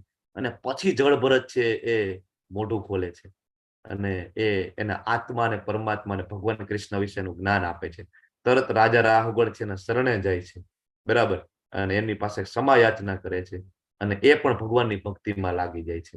તો અહીંયા એક્ઝામ્પલ શું કામ આપ્યું છે કે અધૂરું, હજી ચેતનાની શુદ્ધિ ના થઈ હોય અને બધું છોડીને જતા રહ્યા તો પ્રોબ્લેમ શું થયો? ત્યાં પણ પ્રકૃતિના ગુણો મુજબ એનો સ્વભાવ ત્યાં સાથે આવ્યો. સ્વભાવ સાથે આવ્યો એટલે પતન થઈ ગયું. તો ભગવાન અર્જુનને કહે છે કે અર્જુન, તારો ક્ષત્રિય તરીકેનો જે ધર્મ છે, તારા જે ગુણ છે તારી સાથે આવશે અને ત્યાં જઈને તું આ જ કરીશ ને ત્યાં તું ફસાઈ જઈશ. કારણ કે કૃષ્ણ પ્રીત્યાર્થે કોઈ પણ કર્મ કરવામાં આવે ને એનું કર્મ બંધન ના થાય, બાકીના બધા જ કર્મોનું બંધન થાય. આજે આપણે જોઈશું. તો હવે આ 7મા શ્લોકમાં ભગવાન કહે છે કે પરંતુ જો કોઈ નિષ્ઠાવાન મનુષ્ય કર્મેન્દ્રિયોને મન દ્વારા નિયંત્રિત કરે. જો આગળ આપણે જોયું હતું કે સંન્યાસ લઈ લીધો પણ કેવો? અધૂરો. ત્યાં જઈને પાછા યાદ આવે, પત્ની યાદ આવે, બાળકો યાદ આવે, આવો. તો ભગવાન કહે છે કે ભાઈ એના કરતા તો છે ને કોઈ નિષ્ઠાવાન માણસ હોય, કર્મેન્દ્રિયોને મન દ્વારા નિયંત્રિત કરવાની કોશિશ કરે, પ્રયત્ન કરે અને અનાસક્ત થઈને કર્મયોગમાં આરંભ કરે, એ ચડિયાતો છે. આ કોના માટે છે? ગૃહસ્થ માટે છે, આપણા માટે છે. બરાબર. કે ભાઈ આપણે ગૃહસ્થાશ્રમમાં રહીએ, બાળકો, પત્ની, પતિ એમની સાથે રહીએ પણ ઇન્દ્રિયોને ધીમે ધીમે કંટ્રોલ કરતા જઈએ. ડુંગળી લસણ આપણે છોડીએ, ભક્તિમાં જે બાધારૂપ છે ધીમે ધીમે એ વસ્તુ બધી છોડતા જઈએ અને ધીમે ધીમે આપણે જપ કરતા જઈએ. બધા કર્મ છે કૃષ્ણ માટે કરવાની કોશિશ કરીએ. બરાબર. તો ભગવાન કહે છે કે એના કરતા વધારે ચડિયાતો છે. અહીંયા એક સરસ મજાનું ઉદાહરણ છે. કયું ઉદાહરણ છે આ? કોણ છે આ વ્યક્તિ? જગન્નાથ રાજા પ્રતાપ રુદ્ર છે. જગન્નાથપુરી તમે જ્ઞાન એવું હોય તો તમે ટીવીમાં જરૂરથી જગન્નાથ રથયાત્રા જોઈ હશે. પેલા તો ખાલી જગન્નાથપુરીમાં જ રથયાત્રા નીકળતી, આજે આખા વિશ્વમાં નીકળે છે. શ્રી પ્રભુપાદજીની કૃપાથી દરેક સિટીમાં નીકળે છે. અને રથયાત્રામાં જો તમે ગયા હોય તો તમને ખબર હશે કે એમાં જે તે સિટીના મેયર હોય ને એ ઝાડુ લઈ અને ઝાડુ આગળ વાળતા હોય છે. ભલે ઔપચારિક છે, અત્યારે જે કરે છે કેવું છે? ઔપચારિક, ફોર્માલિટી. પણ એ સમયે જયારે આ ટ્રેન્ડની શરૂઆત થઈ ત્યારે ખરેખર જે રાજા પ્રતાપ રુદ્ર હતા એ ઝાડુ મારતા હતા કે નહીં મારા જગન્નાથજી આવે છે. તો ભગવાન એમ કહે છે કે ગૃહસ્થાશ્રમમાં રહી પોતાનો કાર્યભાર સંભાળતા સંભાળતા કૃષ્ણ પ્રીત્યાર્થે કર્મ કરવામાં આવે ને એ ઓલા કરતા વધારે ચડિયાતો છે. સંન્યાસ લઈને ત્યાં પછી જઈને ચિંતન કરવું. અત્યારે આપણે ઘણા બધા આવા સંતો જોઈએ છીએ કે નહીં? ભલે બધા સંતો એવા નથી હોતા પણ આપણે જોઈએ છીએ ને વારંવાર ટીવીમાં, ન્યૂઝમાં હાઇલાઇટ થતા હોય છે. તો ત્યાં પ્રોબ્લેમ એ થયો કે અપૂર્ણ હજી તો હૃદયની શુદ્ધતા ના થઈ ને ત્યાં સંન્યાસ લીધો. હવે અહીંયા ભગવાન કહે છે નિયતમ કુરુ કર્મત્વમ. ઘણા બધા શ્લોક વાંચે ને, બરાબર, એટલે અહીંથી આ શ્લોક સમજીને ભાગી જાય. જો ભગવાને કીધું છે કે તું તારું નિયત કર્તવ્ય કર્મ કર, નિયત કર્તવ્ય કર્મ કર, ભગવાને કીધું છે કર્મ કરો, કર્મ કરો, ભાગી જાય. અરે કઈ રીતના કર્મ કરવાનું છે સમજવાનું તો બાકી છે. 5મો અધ્યાય છે, એનું નામ પણ કર્મયોગ છે. બરાબર. તો ભગવાન કહે છે કે નિયત કર્તવ્ય કર્મ કર, કારણ કે કર્મ નહીં કરવા કરતા કર્મ કરવું વધારે સારું છે. જો ભગવાન શું કહે છે કે કર્મ ના કરવું, બધું છોડી અને સંન્યાસ લઈને જતું રહેવું અને બીજા ઉપર બોજો થઈ જવો અને અભયમ નામનો ગુણ ના હોય પાછો. બરાબર. એટલે કૃષ્ણ પ્રીત્યાર્થે કામ પણ ત્યાં જઈને તમે ના કરો. ઘણા બધા તમે જોવો છો ને યાત્રાધામમાં, ખાસ તો જાય દ્વારકા જઈએ તો દ્વારકાની તમે 56 સીડીઓ નીચે ઉતરો બરાબર. તો ગોમતીના કિનારે તમે જોવો તો કેટલા બધા એવા સાધુ સંતો બેઠા હોય છે જે હાથમાં માળા પણ ના હોય, ભગવદ ગીતા ના હોય, ભાગવતમ ના હોય, ખાલી ભીખ જ માંગતા હોય છે. બાજુમાં રેડિયો પડ્યો હોય, રેડિયામાં બરાબર પિક્ચરના સોંગ સાંભળતા હોય. બરાબર છે, જોયું છે તમે બધાએ જોયું હશે, હું તો આ વારંવાર જોઉં છું. તો પ્રોબ્લેમ શું છે? તો ભગવાન કહે છે કે ભાઈ એના કરતા કર્મ કરવું વધારે સારું. ગૃહસ્થાશ્રમમાં રહ્યો, બરાબર, પરિવાર સાથે રહ્યો, બરાબર, પણ એમાં કૃષ્ણને ઇન્વોલ્વ કરો. કારણ કે કામ કર્યા વિના મનુષ્ય પોતાનો દેહનો નિર્વાહ પણ કરી શકતો નથી. આ શરીરને ટકાવવા માટે કામ કરવું પડશે. સંન્યાસ લઈને શું કરવાનું? ત્યાં ભિક્ષા તો માંગવી પડશે કે નહીં? જો સંન્યાસીઓને ભિક્ષા માંગવાનો અધિકાર છે, પણ ક્યારે ભિક્ષા માંગવાનો અધિકાર છે? કે બીજા ગૃહસ્થોને જગાડે. એનો ધર્મ શું છે? ગૃહસ્થોને જગાડવું. પણ અત્યારે એવા સંન્યાસીઓ બહુ ઓછા જોવા મળે છે, ગૃહસ્થોને જગાડે કે કૃષ્ણ ભક્તિનો પ્રચાર કરે. મોટા ભાગે કહેવાય ને કે પોતે ત્યાં જઈને ચરસ ને ગાંજામાં લિપ્ત થઈ જતા હોય છે, ભોગવવામાં લિપ્ત થઈ જતા હોય છે. અહીંયા એક બીજું એક્ઝામ્પલ છે. કયું છે આ પિક્ચરમાં? બોલી જાઓ, કોણ છે? હરે કૃષ્ણ. ભક્તિ વિનોદ ઠાકુર. યસ, ભક્તિ વિનોદ ઠાકુરજી છે. બરાબર. શીલ પ્રભુપાદજી આપણા જે આચાર્ય, એમના ગુરુ મહારાજ ભક્તિ સિદ્ધાંત સરસ્વતી ગોસ્વામી પ્રભુપાદ ઠાકુર મહારાજ અને એમના પિતા જે છે આ ભક્તિ વિનોદ ઠાકુર, આપણી આચાર્ય પરંપરામાં આવે છે. બરાબર. બ્રહ્મ મધ્વ ગોળીય સંપ્રદાય આપણો જે છે એ સંપ્રદાયમાં આચાર્ય હતા. તો એ મેજિસ્ટ્રેટ હતા. મેજિસ્ટ્રેટ એટલે વકીલ કરતા ઊંચી પોસ્ટ, જજ જેવી પોસ્ટ, તમને બધાને ખબર હશે. બરાબર. અને અંગ્રેજોના સમયના મેજિસ્ટ્રેટ, પ્રખર જ્ઞાની, તર્કશાસ્ત્રી. હવે એક સમય એમ કહે છે કે ભાઈ મારે છે ને બધું છોડી દેવું છે ને મારે માયાપુર જતું રહેવું છે. કારણ કે ભગવાન શ્રી કૃષ્ણ કળિયુગમાં છેલ્લે અવતરિત થયા ને એ માયાપુરમાં આવ્યા. એનું નામ છે ચૈતન્ય મહાપ્રભુ. ચૈતન્ય મહાપ્રભુ તરીકે કૃષ્ણ સ્વયં અવતરિત થયા. તમને બધાને ડાઉટ હશે કે આ તો નવું આવ્યું વરી પાછું. અમને તો એવું હતું દ્વાપર યુગમાં છેલ્લે કૃષ્ણ આવીને ગયા, પછી આવ્યા જ નથી. આ તો નવું તમે પાછું મહાપ્રભુ લાવ્યા ને એને તમે કૃષ્ણ બનાવી દીધા. પણ બનાવી નથી દીધા. 14મા અધ્યાય સુધી તમે ટકી રહેશો તો 14મા અધ્યાયની શરૂઆતમાં હું તમને બધા શાસ્ત્રોનો રેફરન્સ આપીશ. એમાં અથર્વ વેદના પણ રેફરન્સ આપીશ. નરસિંહ પુરાણ, વારાહ પુરાણ બધામાંથી રેફરન્સ લઈ આવીને આપીશ કે મહાપ્રભુ કોણ છે. તો છેલ્લે કૃષ્ણ ત્યાં અવતરિત થયા તો કે મારે ત્યાં જતું રહેવું છે. હવે બધું છોડીને જાય તો છે, પણ જેવા એ માયાપુર ગયા ને થોડા દિવસમાં ઓલા અંગ્રેજો હતા ને બધા પાછા એની પાછળ આવ્યા કે ભાઈ તમે જતા રહ્યા ને તમારા વગર કઈ કામ થતું નથી. તમે જે કામ બરાબર એક દિવસમાં કરતા ને એ કામ અમારાથી 15 દિવસમાં એ ફાઇલો સોલ્વ નથી થતી. તો મહેરબાની કરીને તમે પાછા આવી જાઓ. ભક્તિવિનોદ ઠાકુર કે ના ના, હવે મારે કામ કરવાનું તેટલું મેં કરી લીધું અને હવે મારે કૃષ્ણ પ્રીત્યાર્થે મારે કામ કરવું છે. ભગવાનના પ્રચાર માટે, એની ભક્તિ માટે મારે આગળ વધવું છે. તો ત્યારે અંગ્રેજો એમ કે છે કે તમારો વધારે સમય નહીં બગડે ને એના માટે અમે એવું કરીએ કે તમે અત્યારે જ્યાં રહ્યો છો ને ત્યાંથી તમારી ઓફિસ સુધી 4 બોગીની ટ્રેન સ્પેશિયલ તમારા માટે મુકાવીએ. સ્પેશિયલ પાટા નખાવી દીધા, 4 બોગીની ટ્રેન નખાવી દીધી. ભક્તિવિનોદ ઠાકુરજી એમાં બેસે અને એમની ઓફિસે જાય, ફાઇલો બધી જોઈ લે અને પાછા આવી જાય એમના ઘરે માયાપુર. શું કામ? તો કે સમય ના બગડે. તો આવો પહેલો દાખલો છે કે અંગ્રેજોએ કોઈ ભારતીય માટે સ્પેશિયલ ટ્રેન મુકાવેલી હોય અને પાટા નખાવેલા હોય. સ્પેશિયલ એક વ્યક્તિ માટે 4 બોગીની ટ્રેન. બરાબર. તો એ ભક્તિ વિનોદ ઠાકુરજી છે એ મેજિસ્ટ્રેટ હતા, બાળકો પણ હતા, પત્ની પણ હતી અને બધું કરતા કરતા પણ એ ભગવત ધામમાં ગયા અને ખૂબ જ પ્રખર ભક્તિ કરી એમને. બરાબર. તો આ અધ્યાયમાંથી આપણને ખબર પડે કે કઈ રીતના આપણે કર્મ કરવાનું છે. તો હવે કર્મના પ્રકારમાં જઈએ. મેઇન 4 પ્રકારના કર્મ: વિકર્મ, કર્મ, નિષ્કામ કર્મ અને અકર્મ. આ સમજવું બહુ જરૂરી છે અને આ અધ્યાયનો આ હાર્દ છે. વિકર્મ એટલે શું? તો કે સાદી ભાષામાં તમને કહું તો પાપ કર્મ, ખરાબ કામ, પાપ. બરાબર. પછી અહીં બીજું છે કર્મ. કર્મ અથવા તો આને સકામ કર્મ પણ કહેવાય. સકામ કર્મ એટલે કે સારા કામ, જેને તમે પુણ્ય કહો છો. બરાબર. વૃદ્ધાશ્રમમાં ડોનેશન આપીએ. હરે કૃષ્ણ.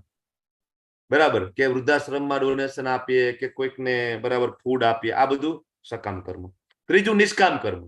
નિષ્કામ કર્મમાં એવું છે કે નિસ્વાર્થ, ફળ સાથે એટેચમેન્ટ નથી. દાન આપે છે પણ કોઈને આ હાથે આપે, બીજા હાથને ખબર પણ ના પડે, એ રીતના આપે છે. નિષ્કામ. અને ચોથું કર્મ છે એ કેવું છે? અકર્મ છે. ભક્તિ પ્રવૃત્તિ, જેના માટે કોઈ પ્રતિક્રિયા નથી. બરાબર. તો મુખ્ય 4 કર્મો છે. તમે યાદ રાખજો. લખવું હોય તો તમે લખી લેજો, વિડીયો ફરીથી પ્લે કરીને યુટ્યુબમાંથી, અને હું તમને આવતીકાલે પૂછીશ. તો આ જે 4 કર્મો, હવે તમને બધાને એક પ્રશ્ન થતો હોય કે ઘણી વાર અમે એવું જોયું છે કે સારા માણસો સાથે ખરાબ થાય ને ખરાબ માણસો છે મજા કરે છે, પાપીઓ જે છે એ મજા કરે છે, ને અમુક બિચારા સારા માણસો છે, ભક્તિભાવ વાળા છે, નીતિમત્તાથી જીવે છે, એ બધા દુઃખી થાય છે. આવું કેમ થાય છે? તો એના માટે કર્મનો સિદ્ધાંત છે એ બધાને લાગુ પડે છે. તમે ક્યારે વાંસને ઉગતા જોયો હોય તો વાંસને જ્યારે રોપિત કરે, એનું બીજ વાવે ને, તો અમુક મહિનાઓ સુધી એમાંથી કૂપણ પણ ફૂટે નહીં, બહાર નીકળે જ નહીં. અને અમુક સમય થાય ને, 4-6 મહિના થાય ને, અચાનક જ એમાંથી વાંસ છે મોટો થવા માંડે અને શોર્ટ પીરિયડની અંદર બરાબર એ 20 ફૂટ, 30 ફૂટ, 40 ફૂટની હાઈટે પહોંચી જાય શોર્ટ પીરિયડમાં. તો આ શું થયું કે હવે અમુક સમય સુધી જે કર્મ છે ને એ અંકુરિત અવસ્થામાં હોય. તમે ઘણા બધાને જોયું હશે કે ખૂબ જ વૈભવ હોય પણ એક જ રાતમાં બધો વૈભવ જતો રહે. ખૂબ જ નામના હોય, એક જ રાતમાં બધી નામના જતી રહે, બરાબર, બદનામી થઈ જાય, એક જ રાતમાં પૈસા જતા રહે. અને અમુક માણસો તમે જુઓ કે રાતોરાત એને વૈભવ પ્રાપ્ત થાય, રાતોરાત એને ખ્યાતિ પ્રાપ્ત થઈ જાય છે. જોઈએ છે કે નહીં? એની પાછળ કર્મનો સિદ્ધાંત લાગુ પડે કે જ્યાં સુધી એનું પાપ કર્મનું બેલેન્સ ચાલતું હતું ને એ ભોગવવાનું, ત્યાં સુધી એની પરિસ્થિતિ ડાઉન હતી. પુણ્ય કર્મનો જેવો ઉદય થયો ને તરત જ એની ખ્યાતિ, એનો વૈભવ બરાબર અચાનક જ કહેવાય ઉદય થયો એનો. તો આવું હોય છે. જ્યારે આપણને એવું લાગે કે ભક્તિમાં કોઈ માણસ છે પણ છતાં દુઃખી થઈ છે, તો અત્યારે એના પાપ કર્મોના ફળ ભોગવવાનું એનું ચાલુ છે. અને કોઈ ખરાબ માણસ છે, તમને એવું લાગે છે કે બહુ સુખી છે બહારથી, કે એની પાસે બહુ પૈસા ને બધું છે, તો એના અમુક પુણ્ય કર્મો છે એના ફળ અત્યારે મેળવવાનું ચાલુ છે. જે એવા પુણ્ય કર્મોનું ફળ પૂરું થયું ને એ ધડામ દઈને નીચે પડવાના છે. અને જોયા છે ને રાતોરાત આપણે પડતા, બરાબર. તો આ રીતના કર્મનો સિદ્ધાંત લાગુ પડે. હવે આ 3જા અધ્યાયના 9મા શ્લોકમાં, બરાબર, આ અધ્યાયનો આ બીજ શ્લોક કહી શકાય કે યજ્ઞ અર્થાત કર્મણો અન્યત્ર લોકોયમ કર્મ બંધન. કે યજ્ઞ એટલે કે વિષ્ણુ, ભગવાન કૃષ્ણનું બીજું નામ છે યજ્ઞ. કે યજ્ઞ પ્રીત્યાર્થે કોઈ પણ કર્મ કરવું જોઈએ. જે કઈ કર્મ કરીએ કૃષ્ણ માટે કર્મ હોય, આના સિવાયના બીજા કોઈ પણ કર્મ હોય ને એ આપણને બાંધે છે. અને માટે હે કોંતય તું તેમની એટલે કે વિષ્ણુની એટલે કે કૃષ્ણની પ્રસન્નતા અર્થે તું નિયત કર્મ કર, અને એ રીતે તું સદા અનાસક્ત અને બંધનમાંથી મુક્ત થઈ શકીશ. તો કોઈ પણ કર્મ કોના માટે? કૃષ્ણ માટે. ઘરે રસોઈ આપણે બનાવતા હોઈએ તો પેલા આપણે આપણા માટે બનાવતા હતા. હવે ઘરે ઠાકોરજી હોય તો તમારા મનમાં એ ભાવ હોવો જોઈએ કે મારે તો કૃષ્ણ માટે ભોગ બનાવવાનો છે. પેલા કૃષ્ણ આપણે ચાખીએ નહીં અને બનાવીએ, પછી કૃષ્ણને ભોગ અર્પણ કરીએ, ભોગ લગાવીએ, પછી આપણી બીજી રસોઈમાં મિક્સ કરી દઈએ એટલે એ બની ગયો પ્રસાદ. આવી જ રીતના તમે બધા જ કામમાં સેન્ટરમાં કૃષ્ણને રાખો. એ આ શ્લોક અને આ અધ્યાયનો એ સાર છે, બરાબર. હવે યજ્ઞ એટલે શું? તો કે યજ્ઞ નામ જપ યજ્ઞોસ્મી, આગળ 10મા અધ્યાયમાં આવશે, બરાબર. અને બીજો યજ્ઞ એટલે ઓલો સ્વાહા સ્વાહા વાળો યજ્ઞ. સ્વાહા સ્વાહા બ્રાહ્મણો બોલાવીને થાય. પણ કળિયુગમાં એ પ્રેક્ટિકલ નથી. કળિયુગમાં કોઈ પણ એવો સ્વાહા સ્વાહા વાળો યજ્ઞ ફળ આપી શકતો નથી. એનું કારણ તમને કહું કે એક તો શુદ્ધ બ્રાહ્મણ જોઈએ, જે ચરિત્રથી શુદ્ધ હોય, જે નિર્વ્યસની હોય, જે સાત્વિક જીવન જીવતો હોય, જે વેલો ઉઠીને પોતે સાધના કરતો હોય. આ પહેલું. બીજું, વેદ મંત્રોનું ઉચ્ચારણ એનું શુદ્ધ હોવું જોઈએ. જરા કે આમ કે તેમ થાય વેદ મંત્રોમાં તો ચાલે નહીં, તમને ખબર છે. પછી હવન, જે યજ્ઞકુંડમાં જે હોમાતી જે આહુતિ છે એકદમ કેવી હોવી જોઈએ? શુદ્ધ. દેશી ગાયનું ઘી હોવું જોઈએ. અત્યારે ક્યાં એ શુદ્ધ ને પ્યોર ઘી લેવા જવાનું? પછી જે જગ્યા છે પવિત્ર હોવી જોઈએ, શુદ્ધ જગ્યા હોવી જોઈએ. હવે આ બધું શક્ય નથી. કારણ કે જો યજ્ઞનું ફળ આપણને કોઈ બ્રાહ્મણ ક્યારે અપાવી શકે? કે બ્રાહ્મણની પોતાની સાધના એટલી હોય કે દેવોને આહવાન કરે, માતાજીને આહવાન કરે, માતાજીને આહવાન કરી અને એને વિનંતી કરે કે ભાઈ જે મારા યજમાન છે ને એને જે ઈચ્છિત ફળ છે તમે આપો, મારી સાધના ના બળે. એમની તો સાધના હોય ને, આપણી સાધના ના હોય એટલે આપણે બ્રાહ્મણને બોલાવીએ. બ્રાહ્મણ પોતાની સાધનાના બળે આપણને ફળ અપાવે, પણ બ્રાહ્મણની પોતાની તો સાધના હોવી જોઈએ ને. અત્યારે એવા કેટલા બ્રાહ્મણ છે કે પોતાની એવી સાધના હોય કે દેવોને આહવાન કરી શકે, બરાબર. તો જે સ્વાહા સ્વાહા વાળો યજ્ઞ છે એ પ્રેક્ટિકલી પોસિબલ નથી. અને આ હું નથી કહેતો, ભાગવતમ કે છે, શ્રીમદ ભાગવતમનો સરસ મજાનો એક શ્લોક છે, 3જા અધ્યાયમાં છે આઈ થિંક. અને ત્યાં કહે છે કે સતયુગનો જે ધર્મ હતો ને એ ધ્યાન કરવું.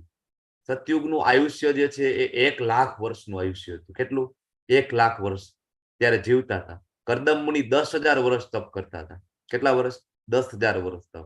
ધ્રુવ મહારાજને 36,000 વર્ષ સુધી રાજ્ય કરશે આવું વરદાન ભગવાન પોતે આપે છે. તું 36,000 વર્ષ સુધી અહીંયા રહીશ અને રાજ્ય કરીશ. બરાબર. અને પછી આવે દ્વાપર યુગ, સોરી ત્રેતાયુગ. ત્રેતાયુગમાં પ્રભુ શ્રીરામ આવ્યા. હવે એ ત્રેતાયુગનો જે યુગ ધર્મ હતો ને એ યજ્ઞ હતો. ત્યારે આયુષ્યમાંથી એક મીંડું નીકળી જાય એટલે કે 10,000 વર્ષનું આયુષ્ય થઈ જાય. અને ત્યારે યજ્ઞ કરવો પોસિબલ હતો, કારણ કે યજ્ઞ ખૂબ જ ખર્ચાળ હોય. તમે ભાગવતમ સાંભળતા હોય તો તમને ખબર પડે કે યજ્ઞમાં ખરેખર શું શું રિક્વાયરમેન્ટ છે. અને પછી દ્વાપર યુગ આવે, જેમાં ભગવાન કૃષ્ણ આવ્યા. તો દ્વાપર યુગની અંદર પરિચર્યા. પરિચર્યા એટલે કે વિગ્રહ પૂજા કરવાની, ભગવાનની મંદિરે જઈને સેવા કરવાની. તો દ્વાપર યુગમાં એવું હતું, ઘર નાના અને મંદિરો મોટા, અને માણસોનો મોટા ભાગનો સમય મંદિરમાં પસાર થતો. તમે જો જૂના ગામડા હોય, ગામડામાં રામ મંદિર તો હોય ને હોય, ચોરો હોય ને હોય, કારણ કે આખા ગામના માણસો સાંજે અને સવારે 2 ટાઈમ ત્યાં ભેગા થાય અને મોટા ભાગનો સમય મંદિરે કાઢતા, એટલે ચોરા હતા બધી જગ્યાએ. અત્યારે પણ છે, પણ તમે જાઓ તો ધૂળ ધાણી, બરાબર હાલત કેવી હોય, ધૂળ ધાણી. અમુક 2-4 ભાભા બેઠા હોય અને એ ગામની પંચાયત જ કરતા હોય છે, ભગવાનનું નામ લેવામાં આવતું નથી.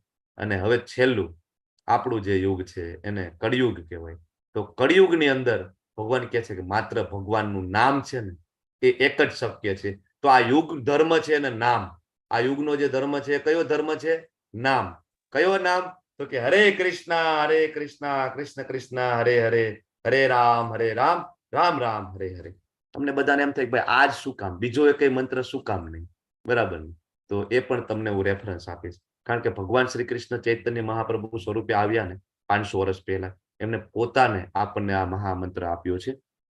અને અહીંયા બૃહદ નારદીય પુરાણનો રેફરન્સ છે કે હરિનામ સિવાય બીજો કોઈ ઓપ્શન નથી. હરેર નામ એવ કેવલમ કલો નાસ્તિ એવ નાસ્તિ ગતિર અન્યથા.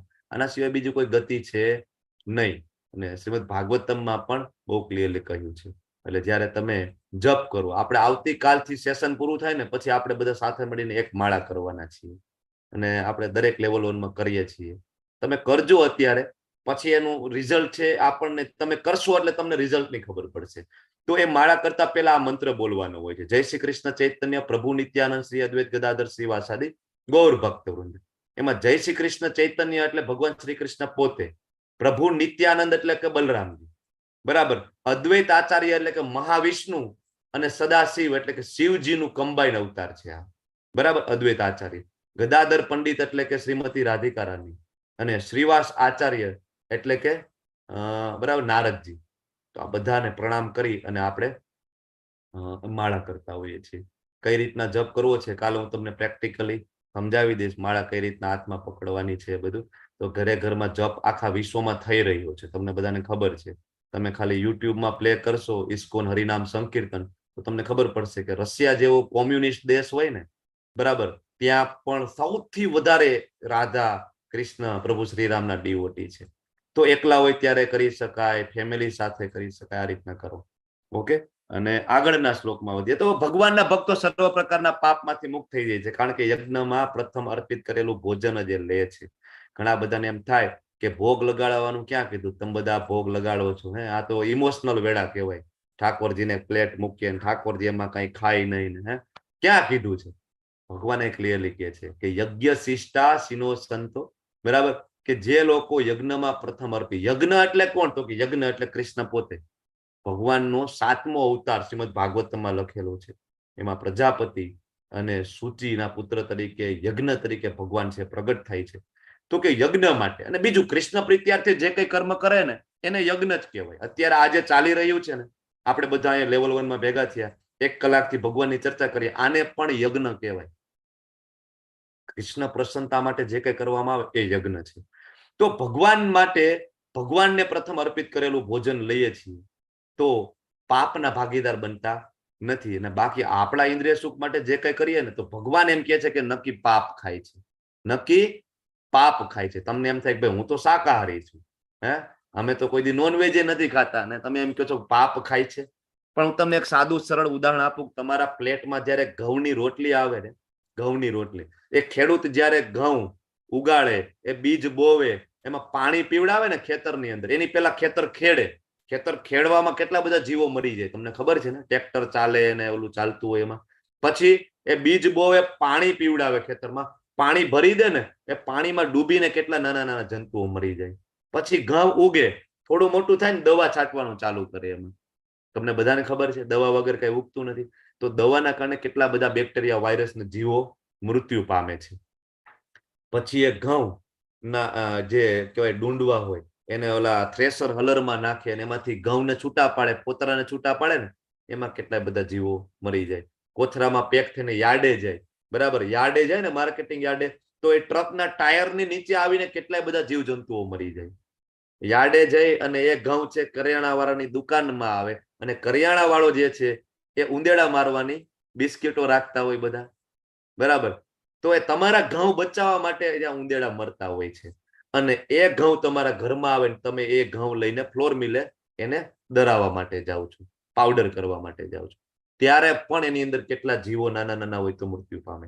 અને પછી તમારા પ્લેટમાં એની રોટલી બનીને આવે અને તમને એમ થાય કે હું શાકાહારી છું, બરાબર, બરાબર છે, તો આપણે શાકાહારી છીએ, પણ એ જે પ્રોસેસ છે ને, પ્રોસેસ એની અંદર ખૂબ જ પાપ રહેલું છે. એને ઉગાડવું, બરાબર, ને ત્યાંથી તમારી ઘરે પહોંચવું, તો કોઈ પણ એવું કર્મ નથી જેમાં પાપ નથી. તો આ પાપમાંથી બચવાનો આ સરળ રસ્તો આપ્યો છે કે ખાલી ઠાકોરજીને અર્પિત કરી દે ને તો ભગવાન કે પાપનો બધો ભાગ છે હું લઈ લઈશ, બરાબર છે. તો આગળ 9મા અધ્યાયમાં પણ એક શ્લોક આવશે, પત્રમ પુષ્પમ ફલમ તોયમ. ત્યાં ભગવાન બહુ ક્લિયરલી કહે છે કે મને ભોગ લગાડો, હું આટલું ગ્રહણ કરું છું અને હું ખાઉં છું, બરાબર. તો ઘણા બધાને એમ થાય કે આપણે મૂકીએ, 4 રોટલી મૂકી, એક વાટકો દાળ મૂક્યું, શાક મૂક્યું, એમાં કઈ ઓછું તો થતું નથી, 4માંથી 3 તો થયું નહીં. તમે કહો છો ભગવાન ખાય છે, પણ ભગવાનનું ખાવું અને આપણું ખાવું એમાં ફરક છે. ભગવાન એની નાભીમાંથી બ્રહ્માજીને ઉત્પન્ન કરી શકે છે. આપણે ગોલોક ચાર્ટ ભણશું ત્યારે હું તમને બતાવીશ કે ગર્ભોદક્ષાય વિષ્ણુજીના નાભીમાંથી બ્રહ્માજી ઉત્પન્ન થાય છે. આપણે ઉત્પન્ન કરી શકીએ છીએ આ રીતના? નથી કરી શકતા. ભગવાન ખાલી દ્રષ્ટિપાત કરી અને અનંત બ્રહ્માંડોનું સર્જન કરી શકે છે. આપણે કોઈ દ્રષ્ટિપાત કરીને કંઈક નાનું એવું સર્જન કરી શકીએ છીએ? નથી કરી શકતા. તો આપણી ઇન્દ્રિય અને ભગવાનની ઇન્દ્રિયમાં ફરક છે. આપણે ખાવા માટે કોળિયો બનાવીને મોઢામાં મૂકવો પડે, અને કૃષ્ણ છે ને ખાલી દ્રષ્ટિપાત કરે ને એનાથી જમી લે. શાસ્ત્રમાં વર્ણન છે કે ભગવાન આંખેથી ખાઈ શકે છે, કાનેથી જોઈ શકે છે, બરાબર, મોઢેથી જોઈ શકે છે. ભગવાનની ઇન્દ્રિય અને આપણી ઇન્દ્રિયોમાં ફરક છે. ઓકે, તો કોઈ પણ જે કર્મ છે એમાં કૃષ્ણને લઈ આવવાના છે. એમાં અહીંયા જે ભોગ લગાડવાની વાત હતી. હવે ઘણા બધા એમ કે ભગવદ ગીતા છે ને મિથ છે, અને ભોગ લગાડવાથી શું થાય? વિસરાઈ ગયેલો જે સંબંધ છે ને, થોડોક ટોપિક હજી એક રહી ગયો હતો કે જે વિસરાઈ ગયેલો જે સંબંધ છે ને, ભૂલાઈ ગયેલો આપણો સંબંધ, એ ફરીથી ડેવલપ થાય, બરાબર. જો કોઈ પણ સંબંધ હોય, તમે કોઈને પ્રેમ કરતા હોય તો એમાં સેવા બહુ જરૂરી છે, બરાબર. સેવા વગર કોઈ પ્રેમ થાય નહીં. ભૌતિક જગતમાં તમે જોવો, તમે કોઈને પ્રેમ કરતા હોય, બરાબર, આપણે આપણી માને પ્રેમ કરીએ અથવા કોઈ બીજા કોઈ પ્રિય વ્યક્તિઓને પ્રેમ કરતા હોય. હવે એ વ્યક્તિ જ્યારે બીમાર પડે અથવા એને કંઈક જરૂર પડે ત્યારે આપણી સેવા માંગે. ધારો કે માં બીમાર પડે તેમ કે મને હોસ્પિટલ લઈ જા, પત્ની બીમાર પડે તેમ કે ચાલો હું બહુ બીમાર છું, અમને હોસ્પિટલ લઈ જાઓ. પણ આપણે એમ કે ના ના, એ બધું રહેવા દે, હું તને બહુ પ્રેમ કરું છું, આઈ લવ યુ સો મચ, હું બહુ પ્રેમ કરું છું. ઓલે એમ કે હું બહુ બીમાર છું, મને હોસ્પિટલ લઈ, એ બધું રહેવા દે ને ભાઈ, હું તને પ્રેમ કરું છું. તો ચાલશે આવો સંબંધ? નહીં ચાલે. સેવાની જરૂર પડશે કે નહીં સંબંધને એસ્ટાબ્લિશ કરવા માટે? આ પ્રોસેસ છે. આને સાધના ભક્તિ કહેવાય. તમે ઠાકોરજીને ભોગ લગાડો છો, તમે જપ કરો છો, મંગલા આરતી કરો, એ શું છે? એનાથી તમે કૃષ્ણ પ્રત્યેનો તમારો પ્રેમ છે ને એને એક્સપ્રેસ કરો છો. ભગવાન હું તમને પ્રેમ કરું છું, હું તમારી માટે સેવા કરું છું. આગળ આવશે, હજી ડિટેલમાં આવશે, બરાબર. હવે ઘણા બધા એમ કે ભગવદ ગીતા છે મિથ છે. મિથ એટલે હવામાં વાતો, માઇથોલોજી છે. તો આ શ્લોકમાં તમે જો તો આમાં બહુ ક્લિયરલી છે કે અન્નાદ ભવતી ભૂતાની, કે અન્ન ખાઈને બધા પ્રાણીઓ પોષણ પામે. ખોટું છે? તમે ને હું અન્ન ખાઈને પોષણ પામીએ છીએ, બરાબર. પછી પર્જન્યાદ અન્ન સંભવ, એટલે કે વરસાદના કારણે અન્ન ઉગે છે. તો ખોટું છે? વરસાદ વગર અન્ન કે ઉગતું જોયું છે? ના ઉગે ને, પાણી જોઈએ ને, બરાબર. અને યજ્ઞાત ભવતી પર્જન્યો, યજ્ઞ કરવાથી વરસાદ વરસે છે. આ સમજવામાં થોડીક છે ને અઘરું પડે છે, કારણ કે એના માટે જ્ઞાન ચક્ષુ જોઈએ, ભગવદ ગીતાનું જ્ઞાન જોઈએ, ભાગવતમનું જ્ઞાન જોઈએ. અને નિયત કર્મો કરવાથી યજ્ઞ થાય છે. તો ભગવદ ગીતા છે એ મિથ નથી, બરાબર. ભગવદ ગીતા છે એ પ્રેક્ટિકલ છે, સાયન્ટિફિક છે. આગળ વધીએ. હવે નિયંત્રિત કર્મોનો નિર્દેશ વેદોમાં થયો છે. હવે જે કઈ નિયંત્રિત કર્મો એટલે કે નિયત કર્મો, બ્રાહ્મણે શું કરવું જોઈએ, ક્ષત્રિય શું કરવું જોઈએ, વૈશ્યએ શું કરવું જોઈએ, બરાબર, શૂદ્રએ શું કરવું જોઈએ, આનું વર્ણન વેદોમાં છે. અને એ જ રેફરન્સ લઈને ભગવાન 18મા અધ્યાયમાં પણ આપણને સમજાવશે કે કોનું શું કર્મ છે. અને વેદોમાં છે ને, વેદો પૂર્ણ પુરુષોત્તમમાંથી પ્રગટ થાય છે. પરિણામે સર્વવ્યાપી બ્રહ્મ યજ્ઞોમાં સદૈવ સ્થિત છે. ઘણા બધા એમ કે ક્યાં કીધું છે કે ભગવાન છે યજ્ઞમાં છે, યજ્ઞમાં અર્પિત કરીએ ત્યાં ભગવાન છે એવું ક્યાં છે? ભગવાને બહુ ક્લિયરલી કીધું છે કે સર્વવ્યાપી બ્રહ્મ તરીકે હું યજ્ઞોમાં છું. સર્વવ્યાપી બ્રહ્મ એટલે ભગવાન પોતે છે, હું છું. અને બીજું, ઘણા બધા એમ કે શાસ્ત્રો કોઈ લખ્યા અથવા ભગવાને લખ્યા છે એવું ક્યાં લખ્યું છે? કોઈ કે લખ્યા હશે, કોઈક માણસ નવરો હોય બધું લખી નાખ્યું, તમે બધા ભગવદ ગીતા કરો છો. તમે જોવા ગયા હતા કે ભગવાને ભગવદ ગીતા લખી છે? બરાબર. તો અહીંયા ભગવાન ક્લિયરલી કહે છે કે નહીં, વેદો છે ને એ મારામાંથી પ્રગટ થાય છે, મિથ નથી. એ પ્રિય અર્જુન, જે મનુષ્ય માનવ સમાજમાં આ પ્રમાણે વેદો દ્વારા સ્થાપિત યજ્ઞચક્રનું પાલન નથી કરતા ને, એ નિશ્ચિતપણે પાપમય જીવન વ્યતીત કરે છે. અને આવો મનુષ્ય માત્ર ઇન્દ્રિય તૃપ્તિ માટે જીવિત રહીને નિરર્થક જીવન વ્યતીત કરે. અહીંયા ભગવાન યજ્ઞચક્રનું પાલન કરવાની વાત કરી રહ્યા છે, બરાબર. અને જો યજ્ઞચક્રનું પાલન નહીં કરીએ તો પાપ છે.